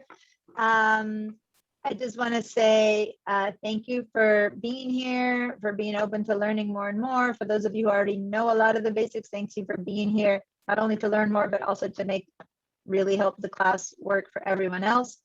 You're all awesome. And I can stay behind for a few minutes for questions. Normally I'll be able to stay longer, but I have an event coming up for my son. Is graduating high school, and he is being lauded with ridiculous amounts of honors, and me and That's exciting. I'm all proud. And so there's a Zoom session where they're presenting him with all these awards that I want to attend. So that said, normally after class, I stay behind and you can ask me questions. All right. So if you have any questions right now that you want to ask me, please, I'm definitely happy to stay here a little bit longer. Those of you who are happy and done, I'll send you an email tomorrow with a recording. And for those of you who don't need to watch the recording, I'll see you on Thursday at 1:30 p.m. Thanks again. Thank you. Okay. Yeah, everyone at 1:30 on Thursday. On Thursday, everyone at 1:30. No more staggered. Okay. All right. Thank you. Bye. Thank you. Bye.